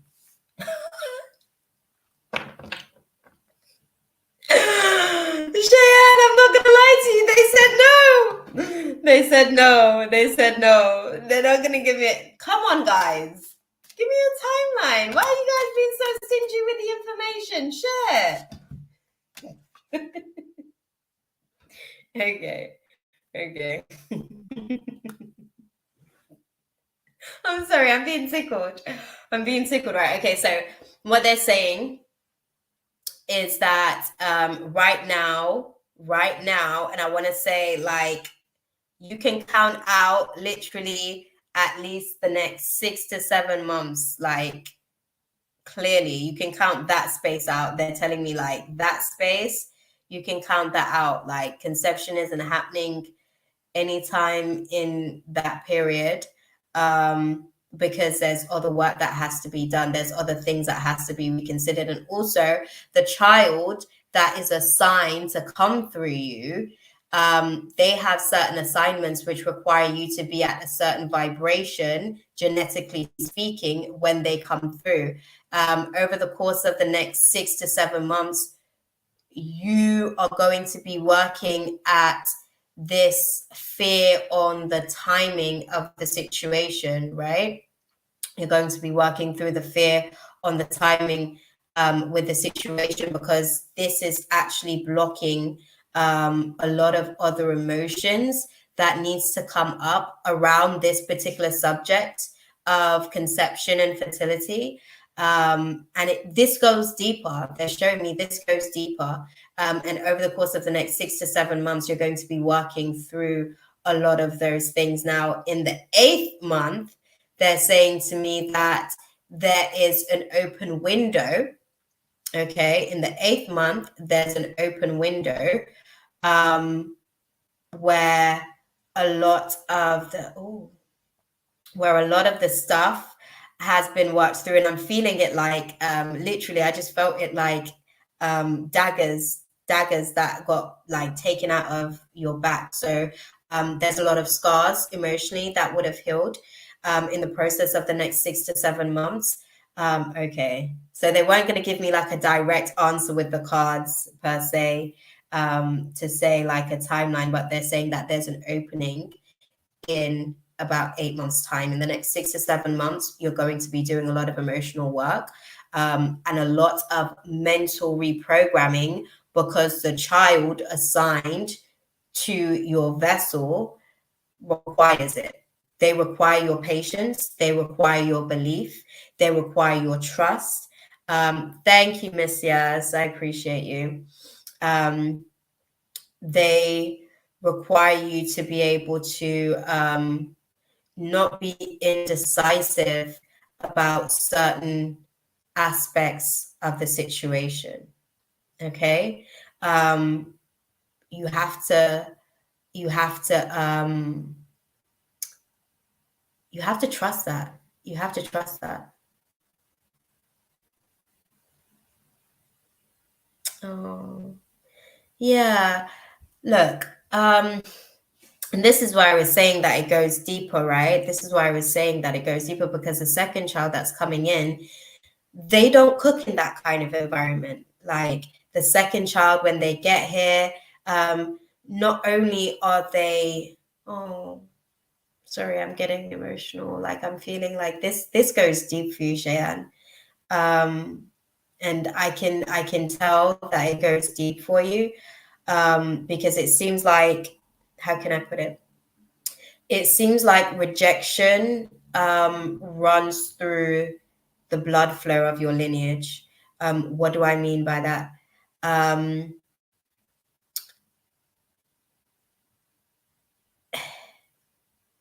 the circumstances haven't always been perfect with certain, I guess, relationship dynamics in terms of your lineage. And that has and had put strains on conception and the experience of pregnancy and the experience of mothering and fathering. You have to work. You have to work at that. That right there, like the denial, is the secondary focus. The root of it is rejection. So I would. They're saying to me, I'm going to assign you. I ain't gonna assign you, girl, but they are going to assign you the task of really being able to work through rejection, right? Rejection, because you yourself had your own experience of cooking in this kind of climate during your ingestion stage, like during the process of you like being in the womb and that.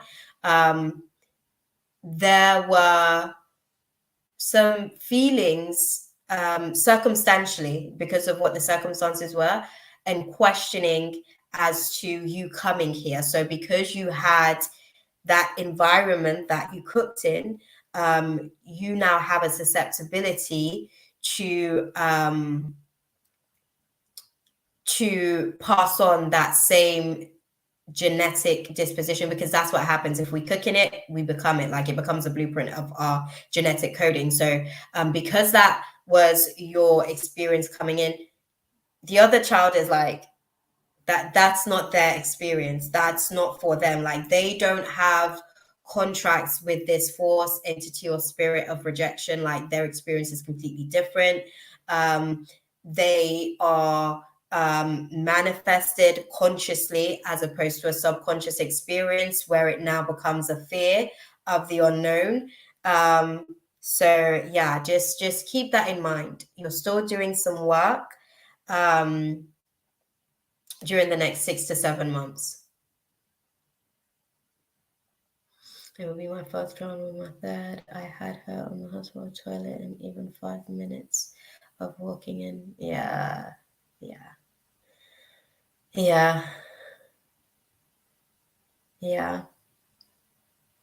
See, this is the thing. The dynamics are completely different.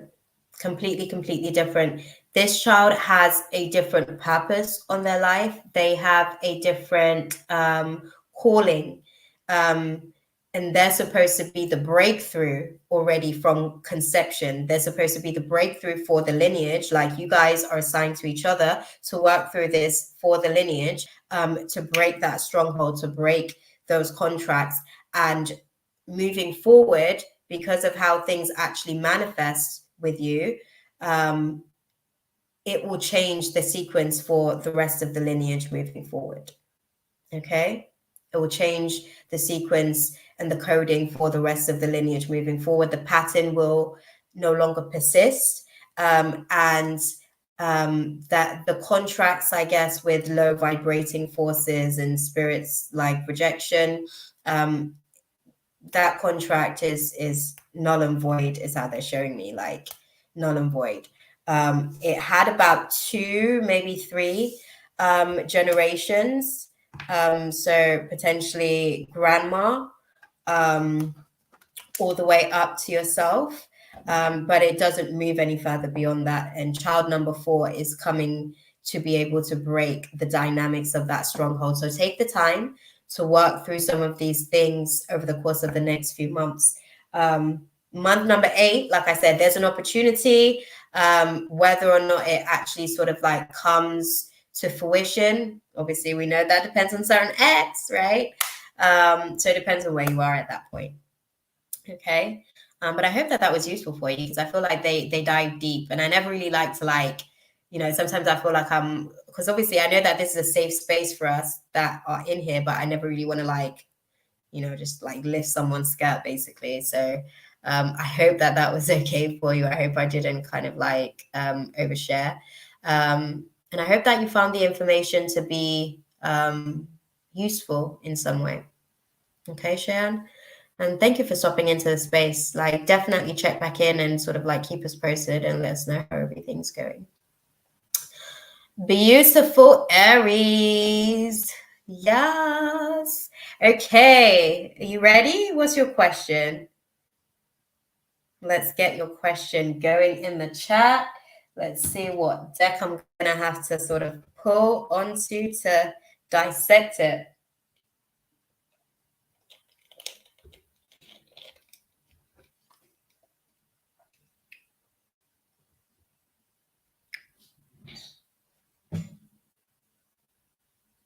After beautiful Aries, let me go back to the list as well and just check out and see what the list is looking like. Okay, we've got Jay, Sacred Beauty. Kayla's going to get another quick question because she didn't earn it, okay, with all this list confusion tonight too. Rachel Queen, Sunny Girl, and the prettiest. Okay, that's good. That's good. Like I said, I never want to kind of like, overexpose anyone because this really is a safe space. Do your work though. The child that's coming in, very, very powerful being, very powerful being. And yeah, you guys are going to do amazing work together. So I'm happy for that for you guys. Let's get your question, beautiful Aries goddess. Sorry, my bad. Oh, is it going to be a long question? Are you over there like typing away like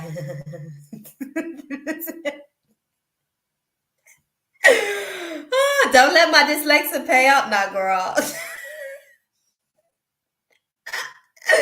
Oh, snap. Oh, dude. Okay, the list is looking decent. It's looking decent. I appreciate it, yo. It's been a good night tonight as well. I hope that the Leo new moon's treating you guys well so far as well, because yeah, it's a season for creating. There's definitely some good positive flow. Oh no, you're good. You're good. You're good. You're good. Go through, beautiful Aries goddess. I don't even have the stuff open. Let me go and check that part, right? That part. All right. I'll go and check as far as like the donations, but definitely get your question ready in the chat, beautiful Aries goddess. Whilst I log in and check all the good stuff.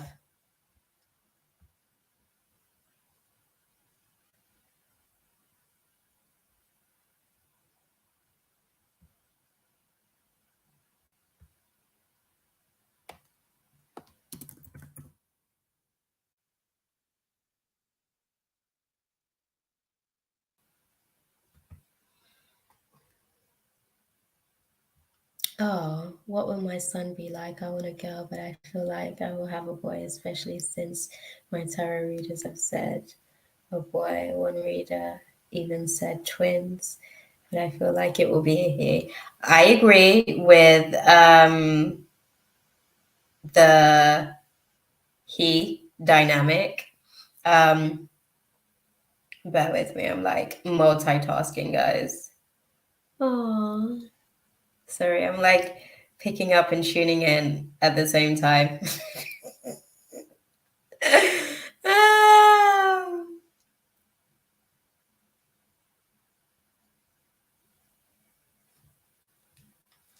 Okay.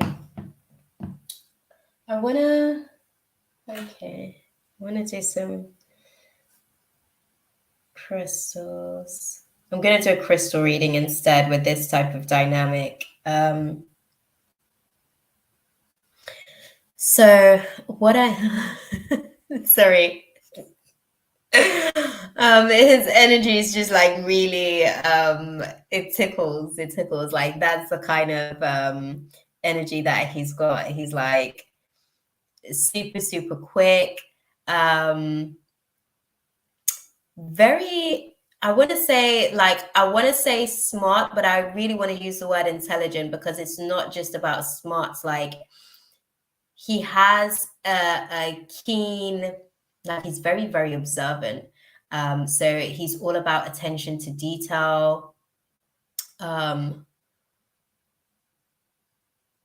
Oh, when are you due? Because I'm getting Virgo energy. I don't know why, but yeah, attention to detail. Very much like playful in a lot of the younger years. A lot of the younger years. Okay, there we go. A lot Virgo energy. Virgo. Okay. When you do get there, Virgo energy. Yeah, very meticulous. Attention to detail is like really, really important to them. I wouldn't say, I wouldn't say that. No, okay. I was gonna say I wouldn't say that they're like, OCD, but they might be just a little bit, just a little bit. No, you have to bear in mind, right? The sun sign's only one aspect of the personality. The moon sign also like helps to shape the emotional layering of the person, and then the ascendant like maybe a little bit, I guess, because that's how the world sees them. So their ascendant may be different in comparison to the way that they actually like truly are within themselves sometimes, because they're kind of like working at balancing the two shades of themselves, the projected version of themselves versus the actual like authentic version of themselves.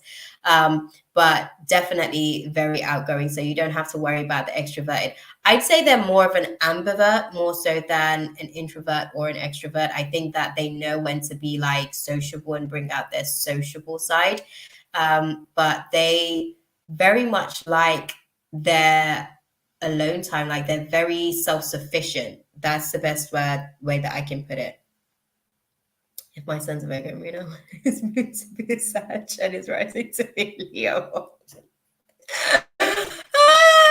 Put it out there. Why not? Listen, you're already sort of like orchestrating the blueprint for the coming in. But yeah, he's like really outgoing. People enjoy being around him as well because he's not really the type to just be out here. Like he's actually very strategical about how he spends his time, how he spends his energy with people. I'm hearing a lot of that as like your feedback in the back of his mind. Like these are things that you actually instill in him about being able to like be selective of the right people, and understanding how to be able to like give himself to relationships that are also serving of him. He's also he's very direct, like he's very sharp, very sharp with the tongue. But it's something that sometimes some people can receive his delivery as a little bit too outspoken or too blunt. But that's more to do with their sensitivity levels than anything. So that will be something that he struggles with sometimes, because this is stuff that you instill in him and this is stuff that you encourage in him. But then the world outside of him aren't comfortable. They're not comfortable with his power. They're not comfortable with his confidence. They're not comfortable with his level of esteem. And they slowly want to be able to kind of like chip away at that. So that's where he's an ambivert. That's where the ambivert nature sort of like comes in, because he's aware that it depletes his energy and stuff. So this is where as well he learns throughout the process exactly what you were speaking about. And this is so funny because I'm speaking like it's in past tense when this is like future tense, right? But that's what it's like. It's like I see that he's coming to realizations. Okay, this is what like mom meant when she was speaking about this, or she was speaking about that. So he comes to a knowing of a lot of the things that you instill in him. And those are some of the things that he holds near and dear to his heart. You guys have a close relationship, like you're like his counsel. Well, see, this is the thing. Like, it depends on who also nurtures these types of energies. You see what I'm saying? They are peaceful. They are peaceful. I think the way that you kind of like shape his Virgo personality, It's nice. It's nice. He seems like he knows because of the relationship dynamic that you guys have. Um, he may like I don't want to use the word struggle, but he may be challenged with relationships with controlling women, right? Control, and I have to say controlling women because that's the way that it's showing up. Because he is more so kind of like he's quite chilled as far as like a lot of the stuff that would probably be other people's concerns. Those aren't like his natural concerns and stuff. They're taking me back to his childhood now as well. That's because he was like such a happy, open, like playful child. Like he gets to be able to have his childhood, and he gets to be prepared for adulthood as well, which is like the dynamic about you guys that really helps him to be able to identify certain things. He's very forgiving, and that may be one of the qualities as well that some of the women that he comes across may play on. But that's what he's got mom there for, to be able to like clarify a lot of these things, right? And yeah, like you guys just have a really good relationship. You guys have a good relationship. They have a good relationship, I guess, with their paternal side as well. It's not as strong as your relationship with them. I guess, let me not say it's not as strong. It's different to your relationship with them.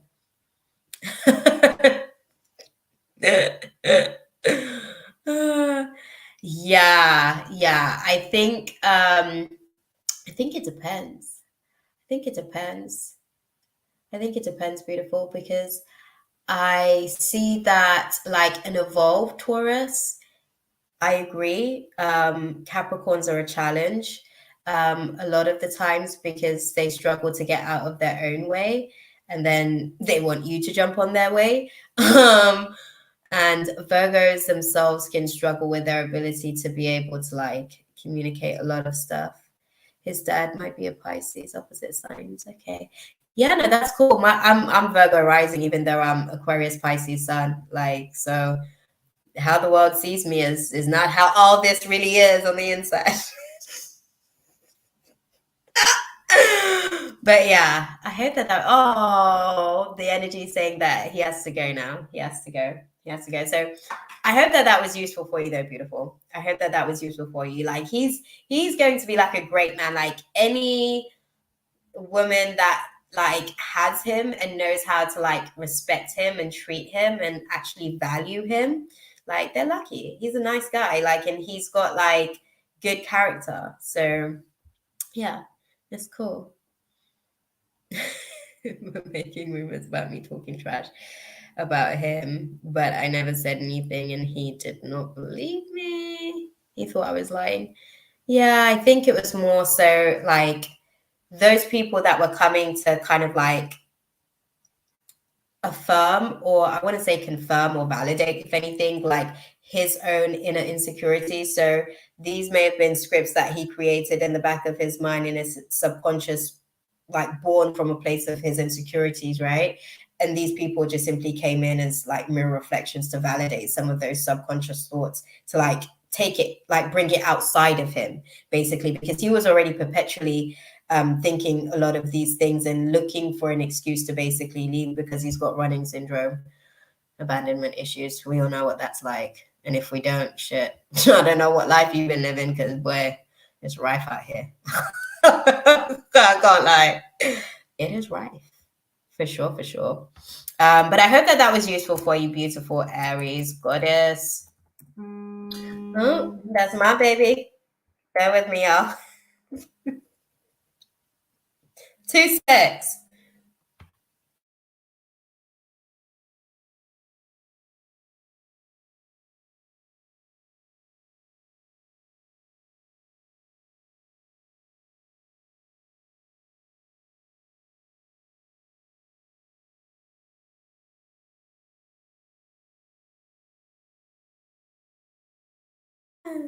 There we go. I'm back, y'all.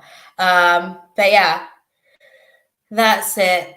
Beautiful Aries goddess. Thank you for sharing your space tonight, though. That was a beautiful question. Like, and I love the fact that like you're already so connected to your little one in spirit as well. Like, you guys already have like a really strong connection. So just keep nurturing that connection. It'll continue to grow. Like, he's already like super, super excited to have you as his mom. Like, and he's really proud of that. Like, he loves you as a mom. So yeah, just keep working on that relationship. Like, that's the thing. Like, once he's physically here, the relationship just moves to a new level. You just get to have the relationship on a different level. But yeah, you guys will be good. You guys will be cool. And he kept asking me, are we still together? He also believed a rumor that I was still checking out other guys. I wasn't. I did say that he wasn't my usual type, but that's not really taking. Yeah. He bullied me after the breakup, and he had his friend bully me. Everybody kept telling me to give him a chance. They even kept telling me, date the average. No, I think you know what's good for you. Do you know what I mean? Like, you know what your heart wants and what your heart desires, and all you can do is stay true to that and focus on that, really. Who do we have next on the list, guys? Oh, Jay. Jay, are you still in the building? Because you've been waiting for a while if you are. And I appreciate your patience. Your guides appreciate, the sacrifice of the patience that you've had to kind of keep to be able to sort of get to this point. Jay, are you here? If you are, just throw your question down in the chat and let's get to it. Okay, I'm surprised that I'm still sort of like full on energy.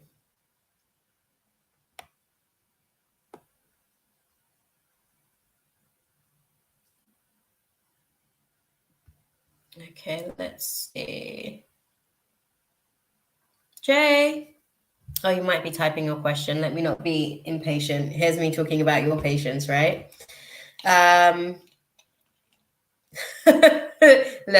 Look at Sacred Beauty. Sacred Beauty is like, look, if I can get an opportunity, let me just get in there.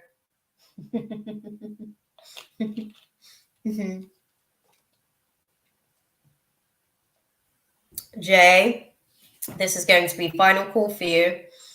And if not, we are going to move on.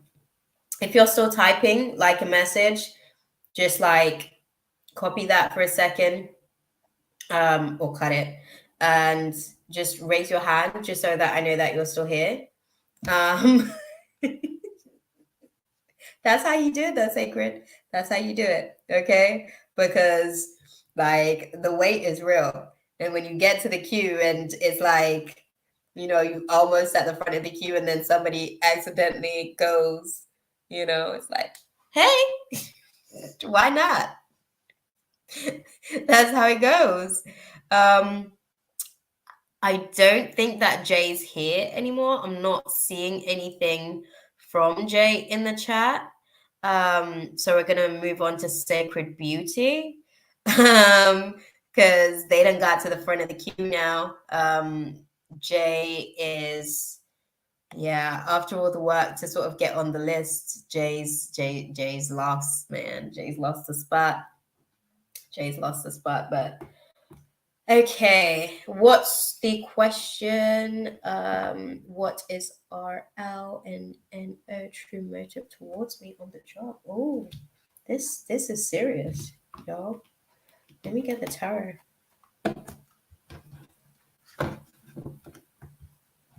Oh, good, Rachel. Thank you.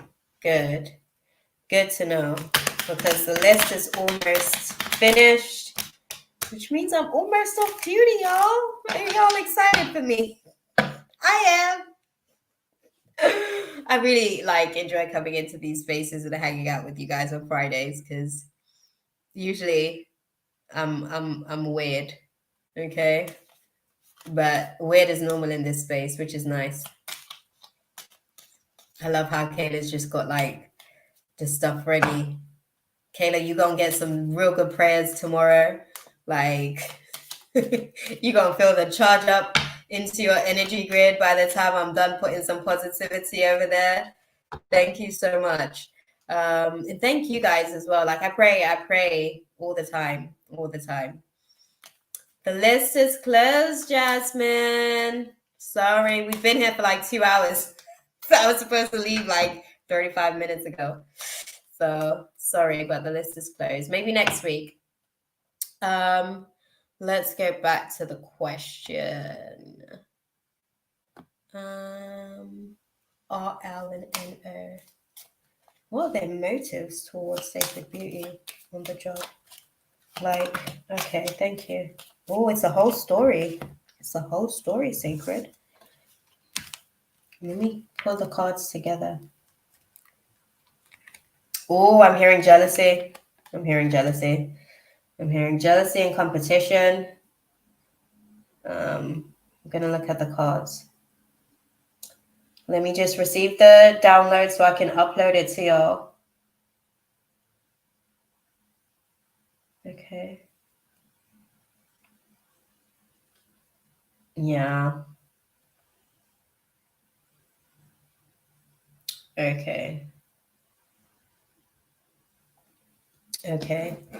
I don't want to say they planning to take you down, but hi Lotus. Unfortunately, the list is closed. So that's it for the night. We've been at it for a while. Yeah. Their intentions for you isn't necessarily great. They feel some type of way about you. And the best way that I can put it with the situation,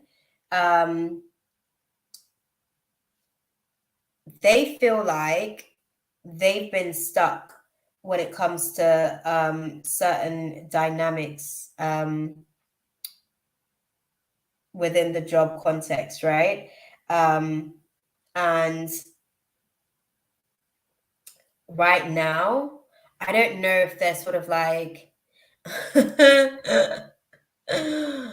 so when I say take you down, I feel like it may be looking to affect your finances. It may be sort of like looking to impact your pocket. Because it's coming down to like jealousy and competition. I don't understand why. I want to say it's a full-on plot. Like I want to say it's a full-on plot because that's how they're giving it to me. It's a full-on plot. It's a full-on plot. What's the dynamics? Give me a little bit more insight with the situation, because what they're showing me is like they're kind of being like really aggressive, like with this intention. Like they're being really like deeply intentional, like, and I don't know how else to put it, but they're really kind of like plotting deeply to kind of like impact your pocket. And that's the main focus, that's the main agenda at the minute, and that's really where they're coming from. So yeah, I don't know if you're giving me like a little bit of context to this dynamic that you're navigating through with these people, as far as like typing and stuff. But yeah, from what I can see with the situation, they are plotting to kind of like affect your finances.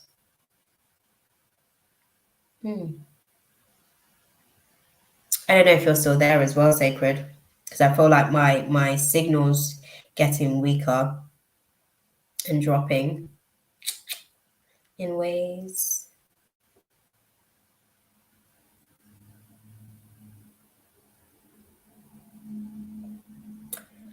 I wouldn't say I can't say yes, but I can't say no. So the other two doesn't know as much. Like the two other males that you've just kind of like put down in the chat, they don't know as much about the plot or the intention or anything like that.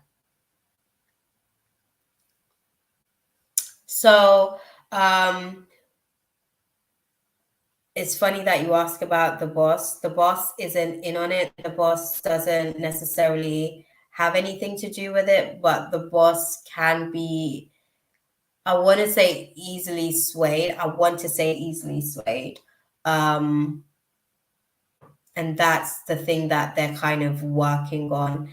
And when I say jealous of you,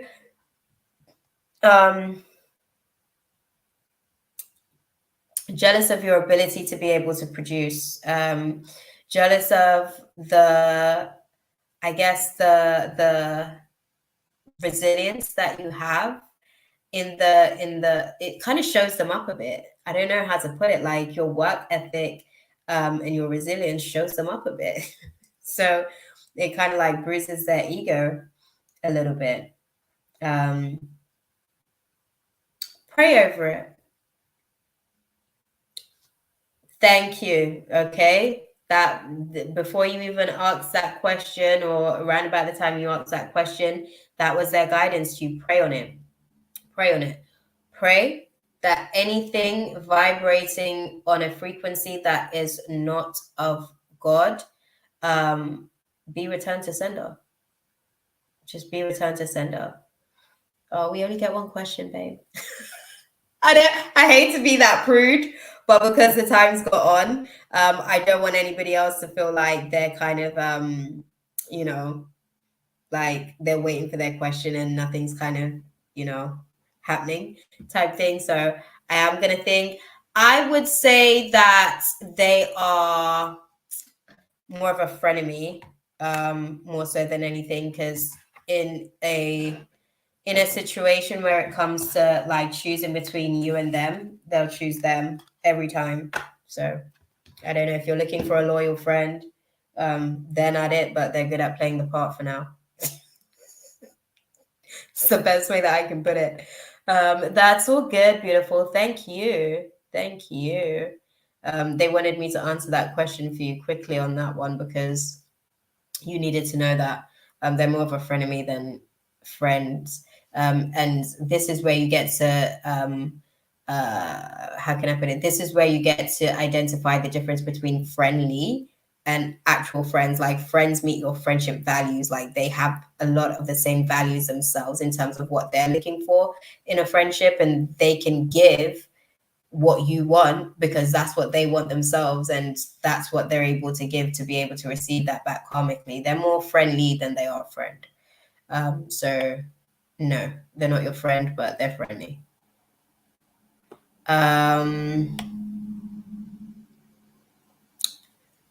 Oh, Kayla. Yeah, beautiful. Let's get your next question. Thank you, Sacred. That was a good little one. That was a good a different space.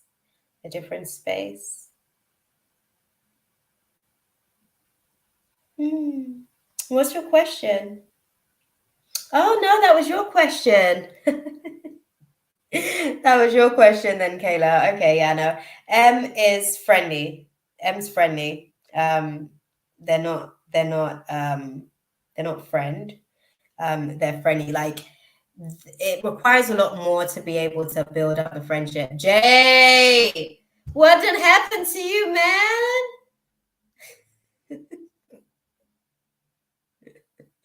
Oh, okay. I'm gonna.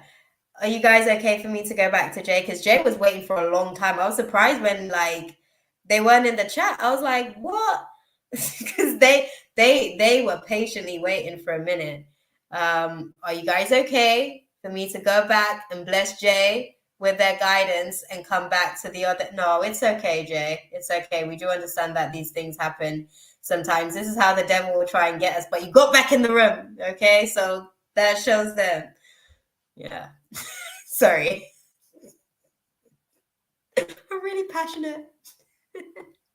The list is closed, unfortunately, Christine. The list is closed, but you can tune in next week. I was supposed to be out of here like 45 minutes ago, so you know, we try and wrap it up. Sorry. Maybe next week though. Oh, thank you. Thank you guys. Thank you. Jay, make your question quick. Okay. God's blessed you.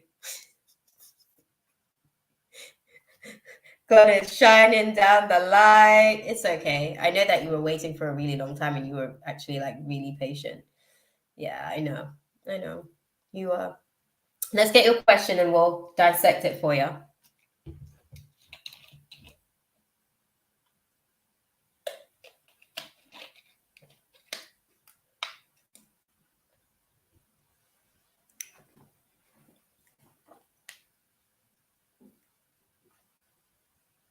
While we're waiting for Jay's question, guys, so the list is Rachel Queen next, and then we've got Sunny Girl and The Prettiest.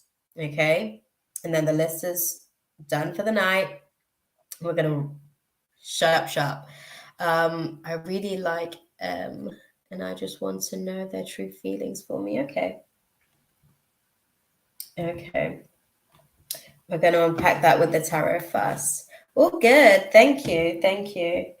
We want to know. Oh, they're asking me to cleanse. Okay, let me clear the energy. Okay. Right. Jay wants to know M's feelings for them. Okay. Okay. Okay.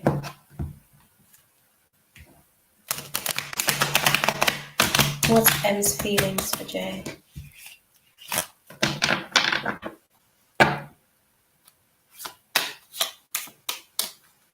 What's M's? Okay.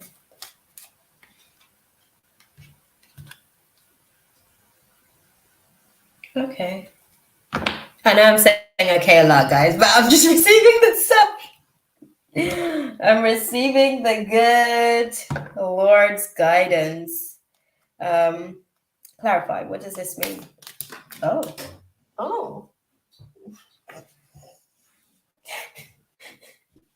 I done lost the card. Where did that go? Hold on, y'all. Hold on. I'm going in. Okay. Oh. Okay. Oh, is this an X? Is this an X or is this a new thing? Like, where are you guys with the dynamics, just so that I can understand the message and put it into context to deliver it to you as concisely, because that's my job. I want to be able to kind of like give you the insight. Okay. This is something fresh. Something fresh. You're hoping to get started, Jay? Let me know. So from what I can see, as far as like her feelings on the situation, like she's, I guess, hoping. I know them for a while. No, it's just that they seem cold.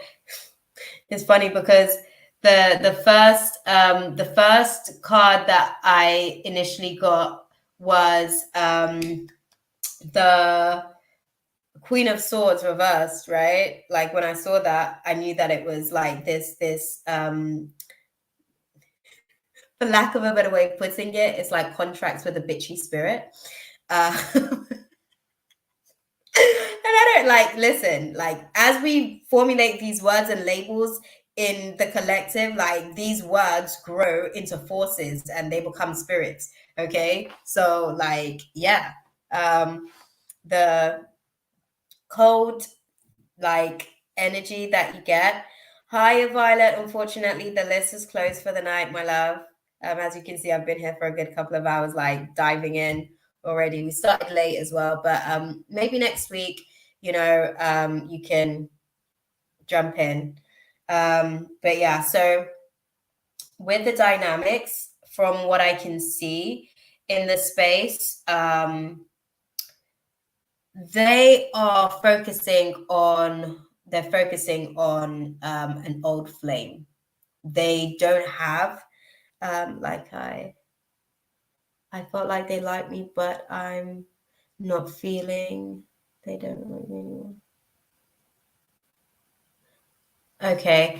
I think from what I can see with the situation, there may have been an old flame that has resurfaced, I guess, in terms of the dynamic, because they're in a space where they are a little bit conflicted.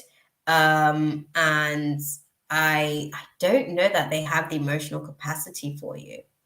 That's the best way that I can put it. I don't know that they have the emotional capacity to like fully let you in, because I think that I believe that they're still healing from a particular past relationship that ended, I don't want to say abruptly, but it ended really toxically, to the point where the disconnect that happened when they unplugged that connection, because it happened so toxically, like the rupture of that disconnection left them like very, very deeply scarred. So they're just very guarded. That's all that is, first and foremost, as far as like this little bitchy personality that you have to sort of like engage with from time to time. What I do want to say, hi, Gypsy. Thank you for joining the room. The free list is actually closed. We're going to be tuning out in about 3 more folks, but tune in next week. Or you can chill and watch and see what's going on for the rest of the evening. That's an option too, but you wouldn't be able to get a question in, I'm afraid. But yeah, thank you. Thank you. We appreciate you. Thank you for stopping in to say hi. Okay. Yeah, I don't believe that it's anything to do with you per se. I think that they're just pretty much still hung up on this disconnection that took place. And I think that when they actually like, connected with you, they were looking at something else and looking at something new, but I don't think that they were fully ready. I don't think they were like fully at a place where they were like emotionally present and emotionally able to fully invest into again the like bitchy personality. Like I said, it's kind of like a spirit of confusion. And then it shows up in that type of behavior because they're infected internally, right? Oh, am I breaking up? Dang. Come on, guys, how are you? Let's welcome this internet thing. Let's like make sure that the connection is strong. Okay, I want me to deliver the messages. Like, can we just make sure the connection is strong? Thank you. Thank you. With gratitude. So yeah.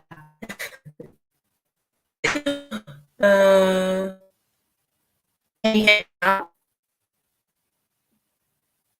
Dang. Oh, nice to see you still in the building, Gypsy. No, don't do that to me, guys. Like, I don't want to play the whole robot scene. Am I clear, guys? Hey, can you hear me? Are we good? Okay.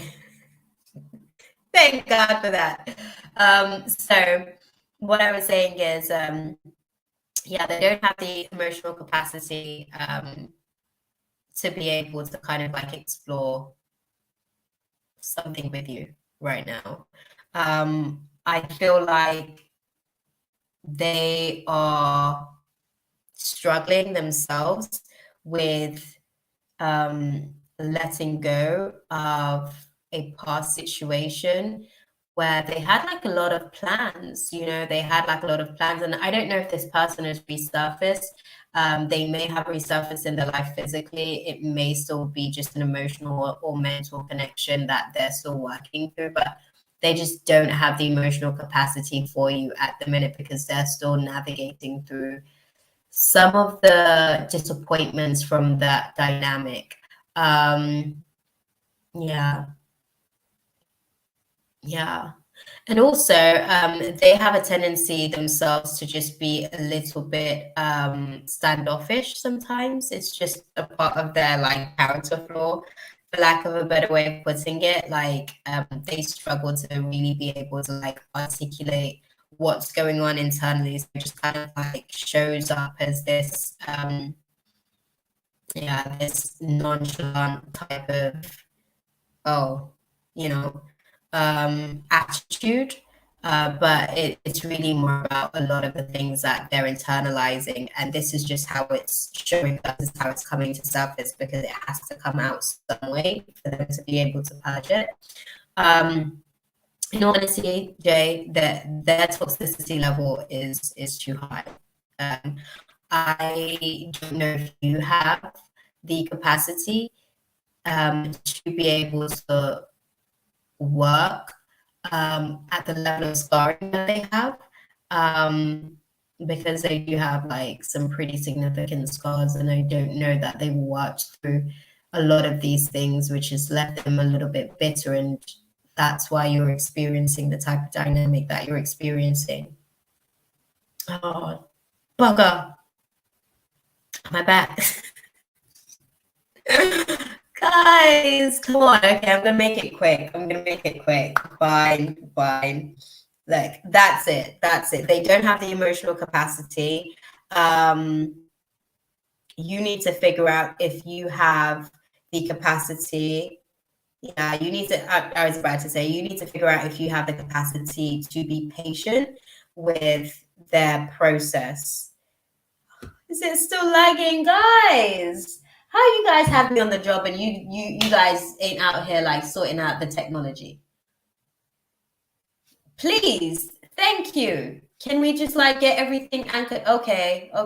Well, can we work at some of those forces that may be trying to intercept the channel? Because we need to get this stuff out, please. Thank you.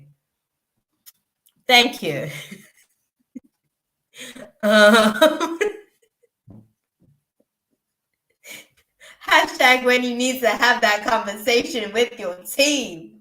Okay?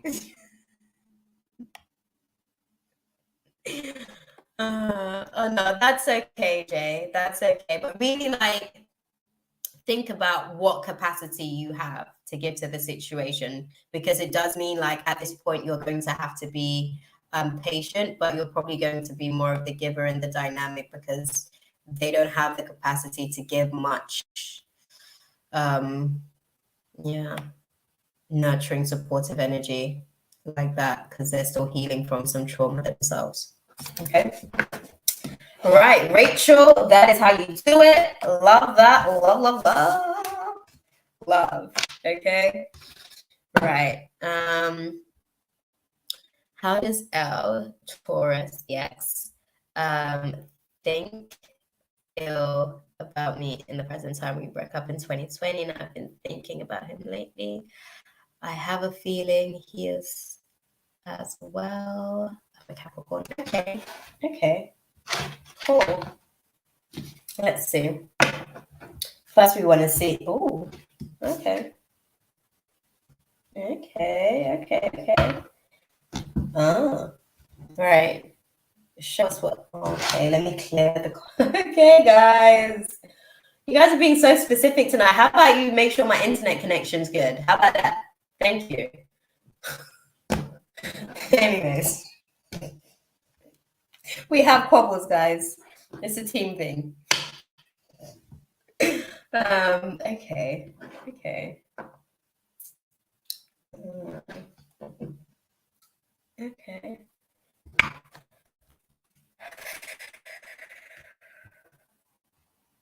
I can tell that this particular thing.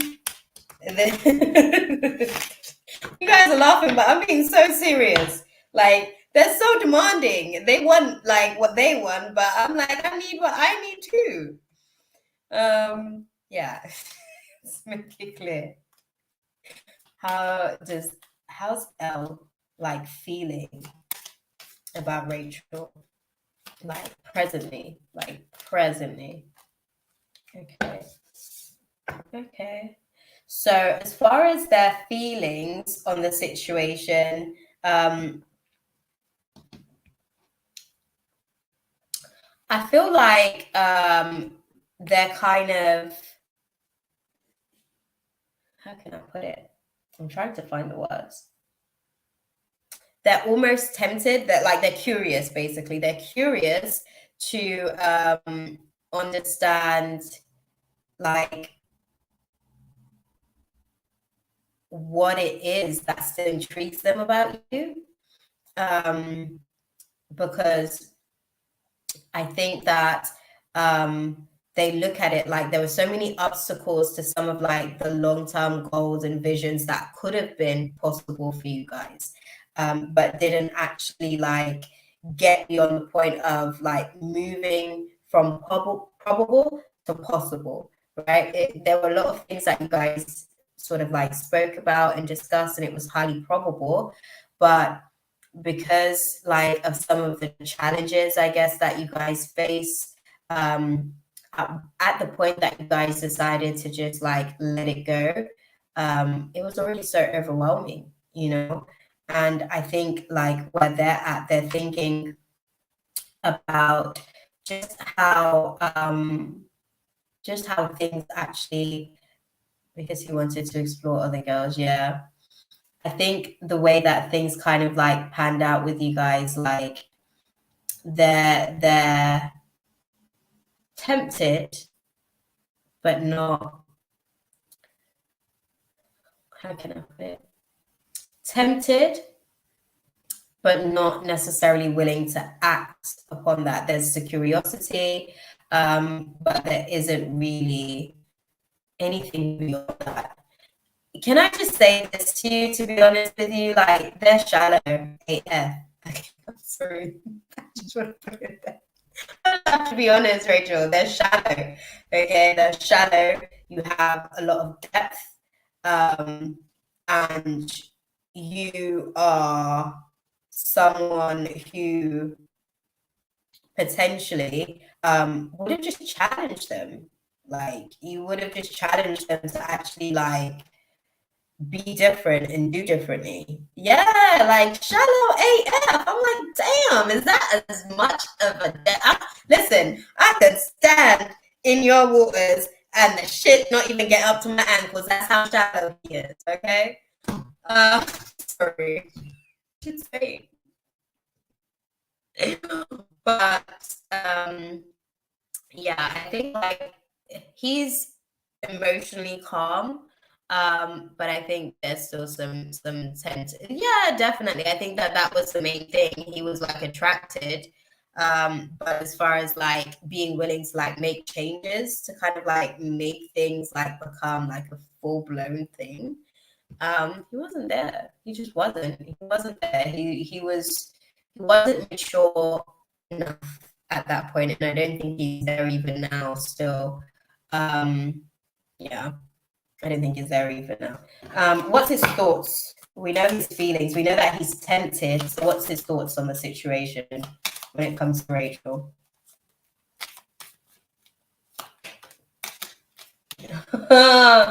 Okay, you trigger. Exactly that. What I'm seeing, because that's precisely it. Like, the way that you would challenge him to mature, like he just wasn't. It was like a kid kicking and screaming, you know, like dragging them, and he's just kicking and screaming because he didn't want to. He didn't want to.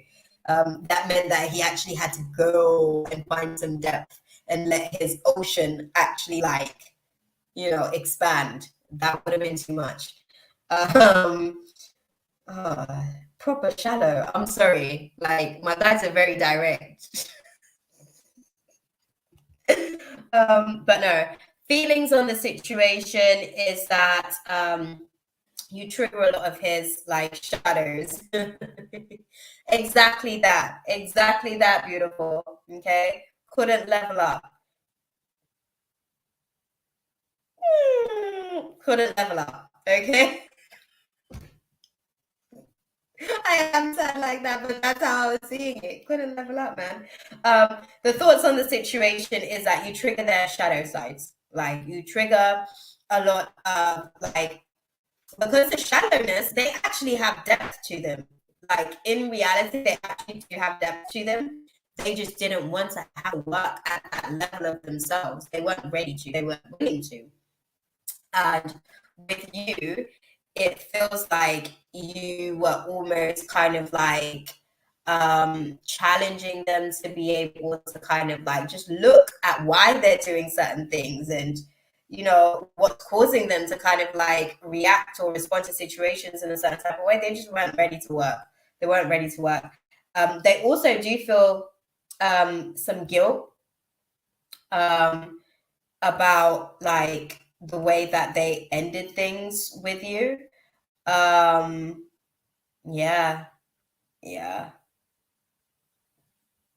yeah. It plays on his mind from time to time. So what you may be picking up on is his guilt.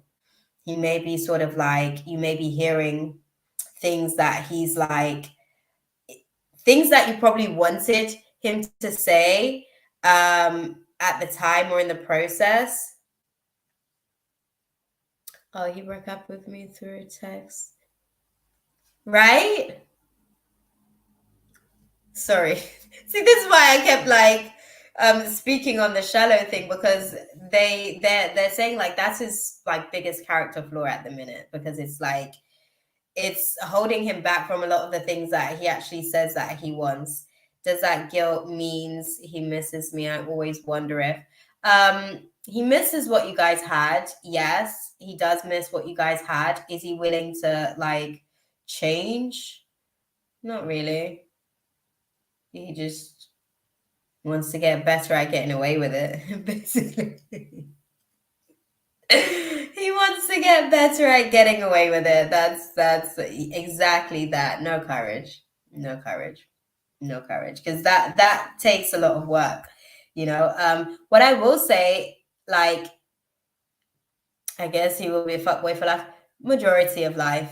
Majority of life. Okay. Majority of life. Because I don't know if he really wants to go back there and face some of them demons that are buried deep in the depth of what he's saying is like the ground. Because this is how shallow it is. See, this would be his ground.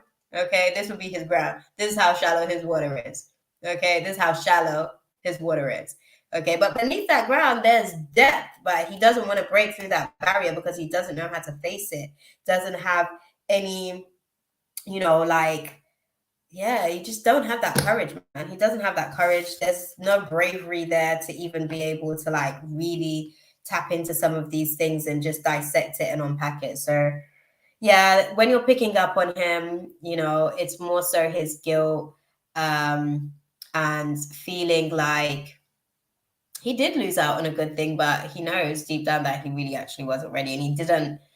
I don't think he's proud of the way that he let things go, but I don't think he had the balls to even have that conversation with you anyways. So yeah, exactly that. Exactly that.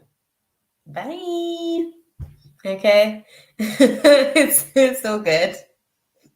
It's all good, Rachel. Thank you, beautiful. Thank you for sticking around and hanging in there with us as well to like get to all of that good stuff to unpack it, because yeah, shallow. You ain't missing nothing. But when he does, like, when his little guilt demon has him like in a little headlock and he's out there like, oh, I'm sorry, I didn't mean to. Like, and you're getting all of those downloads, just let him know, like, boy, bye. Ain't nobody checking for you. Okay. Like, I need a man, not a man boy. Thank you. Respectfully.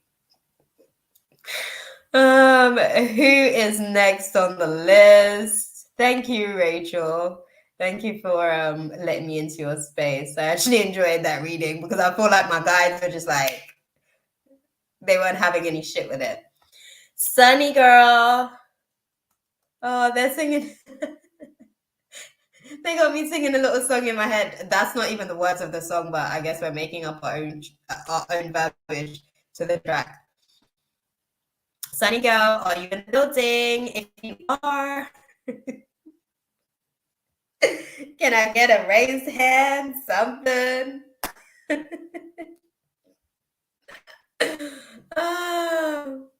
No? Am I being too quick moving on to people these days? Because is it me? I'm confused. I don't know if it's me or not. But if you're not here, Sunny girl, I'm gonna have to go on to the next and final person so I can get to my bae. Because it's like almost one. Yeah, Sunny girl, are you here? No? No? Okay, that's cool. The prettiest girl. Are you in the building? Are you with us? Prettiest girl. If you are, give us a raised palm whilst you just get your, I guess, message in the chat. If you are still in the building, I don't even know if you guys are still around because some of these like readings have been long, to say the least. Like they've had like a lot of stuff to unpack. Yeah, which has been good. I guess it's great because then people like get as much information as they need to be able to like, you know, move in whatever direction God needs them to move into. But yeah. Oh my God, is that it? Does this mean I'm off duty? Don't get me gas, y'all. Don't get me gas. Am I finished? There's no Sunny girl and prettiest girl. There we go. There we go. Prettiest girl. Oh. Now you done said next month. I see you. I see you, prettiest girl. I love that. Next month. What you mean? Change takes time. There's like so many things you want him to change. It takes time. Okay. I'm pulling cards on it for you. I'm like really looking at it because he wants to change. I want to put that across to you. Like he wants to change. He has the will to change. He just needs like guidance, like really clear guidance. Like it's going to be important because I think a lot of the times, like we think that we're communicating one way, and this is the thing that I'm getting, right? You think that you're being direct about what it is that you want and how he's going to show you that he's changed to this best man ever, right? But you're not really clear on what behaviors you're looking for, what you expect him to be doing. You're kind of vague. I know you think that you're being like very direct with what it is that you're giving him as far as like guidance and instructions, but you're very vague. So he needs a lot more clarity from you on exactly what it is that you need. Definitely put this in prayer, right? Because right now, with Jupiter being in retrograde, prayer is our most important tool. It's our biggest tool of manifestation at the minute because Jupiter, it's that masculine energy. It's retrograde and it's ready to be able to deliver on a lot of the open communication and channels that we've been having with God. Okay. Okay. So what I'm seeing with the situation, okay. Okay. Bear with me. I'm just gonna take it all in. Oh. make him anxious as well. You make him anxious, like he's not getting it right. You know, he gets nervous about not being able to meet your expectations and stuff. I don't know if he shows like his intimidation to you, but he does feel intimidated sometimes. And it's like it's not that whatever I do isn't good enough. And I'm really speaking from the heart space here because I feel like a lot of these thoughts that are coming up, they're coming from his heart center, and it goes deep with him. Like sometimes it feels like what he does is never good enough.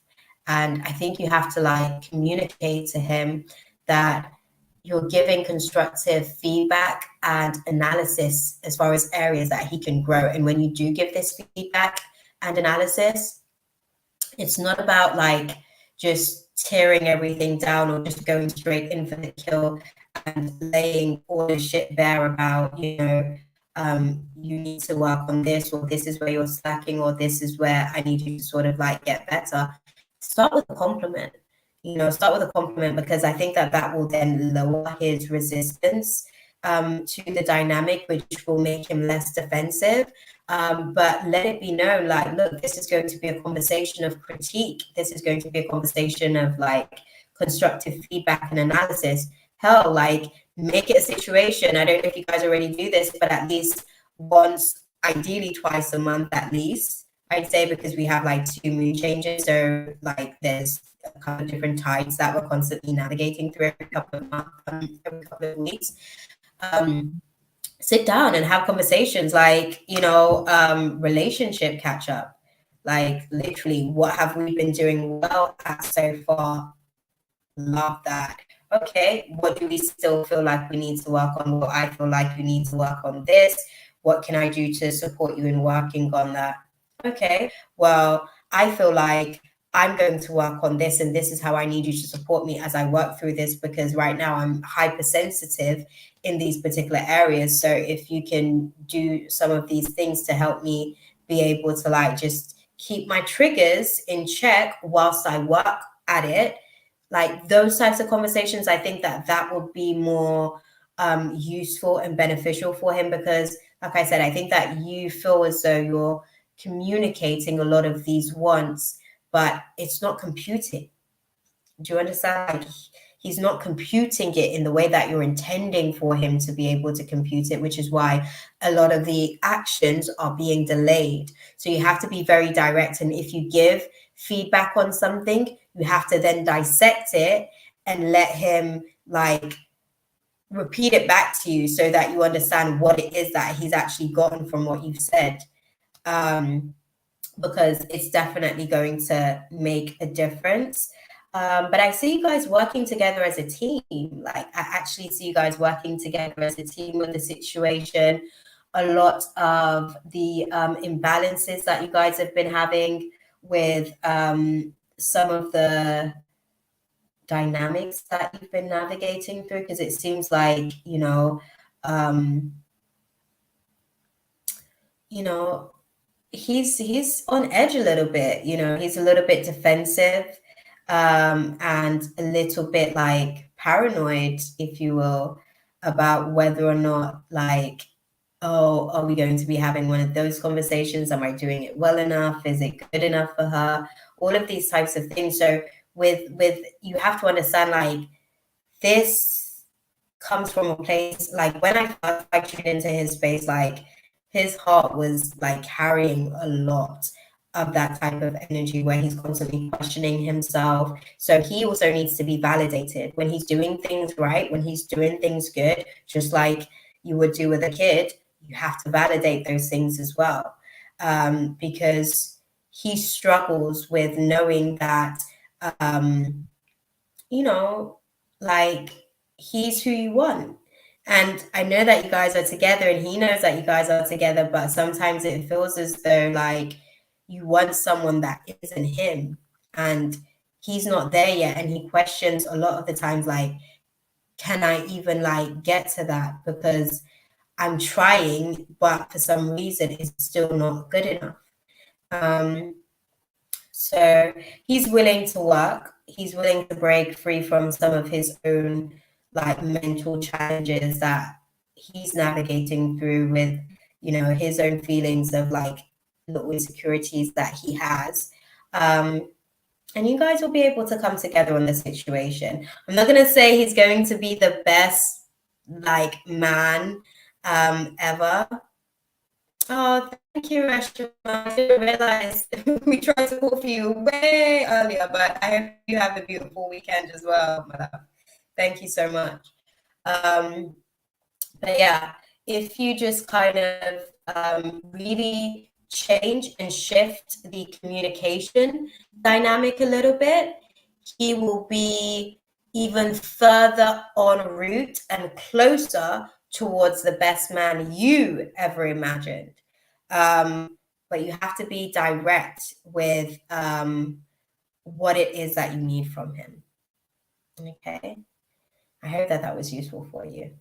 But he's working on it and he's willing to work. So work with him, you know, work with him and like give him the room and space to grow, because manifesting takes time. Once we make a decision on something, it's going to take us time to unlearn any programming that's already basically in our subconscious that is perpetuated by certain dynamics. So that's going to take some time to unlearn before he can relearn. And you have to be patient with his process, you know. Treat it with love. Treat it with love. And try not to get so agitated when things take time to come to fruition with the delays, basically. Try not to get so agitated with the delays, because the delays are also showing you certain things that you need to be in alignment with for the type of man that you want him to be, because he's only going to get there if you're a certain type of woman towards him as well. And I need to make that clear. Okay. But that's it. That's all I got for you. Okay, guys. I appreciate you guys so much. Kayla, thank you so much, girl. You're going to get so many prayers up. You're going to get charged up tomorrow when I have my little prayer closet moment, because you were a trooper tonight, and I really appreciate you so, so much. Thank you for being so awesome. Sunny Girl isn't here. No, she left. But thank you guys for sort of like tuning in and stopping into the space. Do you know what, guys? Like, I want to give you guys like a heads up towards the end of the year, because that's what I'm working towards. I'm actually going to be doing this stuff on like my app, essentially. I love YouTube, but when I had the experiences of the trolls, like, God made it very clear to me that my assignment is to be able to like continue to grow a conscious community, you know, a conscious congregation. And it's not to say that I'm not going to be like here. I'm just going to be putting other content on here, on my YouTube, and moving this type of stuff over to my little congregation over on my app and website. But thank you guys so much. Thank you, Kayla. I receive it. I receive all that love. I'm opening my heart chakra to even take it in and eat it up, you know, like a mukbang. I'm sorry, I can't be serious, y'all. That's just my natural personality and character. But thank you guys so much for being like so awesome. I've got so many amazing things like coming for you guys in the next few months. I'm just kind of like working behind the scenes at like so many assignments that God's got me working on. But I love you guys, man. Keep doing that good work. Keep, you know, keep doing what you need to do for you and for the collective, because as you grow, as you ascend, so does the collective, thankfully. And we're all in this together. Let's not forget that part. Okay, we're all having this little human experience thing together, and it's quite a time to be alive and be human. Okay, but on that note, I'm gonna love you guys and leave it there for you guys. It was an awesome space tonight. Hopefully you guys bring that same energy next week. Less of the confusion on the list, but definitely same energy next week, as far as, you know, just being open and transparent, because I'm coming to this room being able to like really just deliver whatever messages God wants me to be able to convey to you guys as clearly as possible. Okay. But I love y'all. You my soul family. On that note, I'm going to love you guys and leave it there for you guys.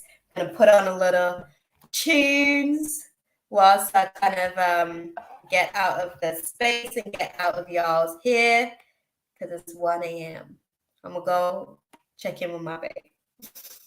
All the things they said to hold her back, they never seem to leave her head and tend to keep her mind at war. All the things they said to hold her back, they keep her locked inside of all the times when she's been hurt before. All right, guys. Gonna love you guys and leave it there for you guys. I will catch you guys next week. Be sure to comment, like, subscribe if you guys are rewatching this. Yeah. Love you guys. Mwah. Take care, guys. Ta-ra.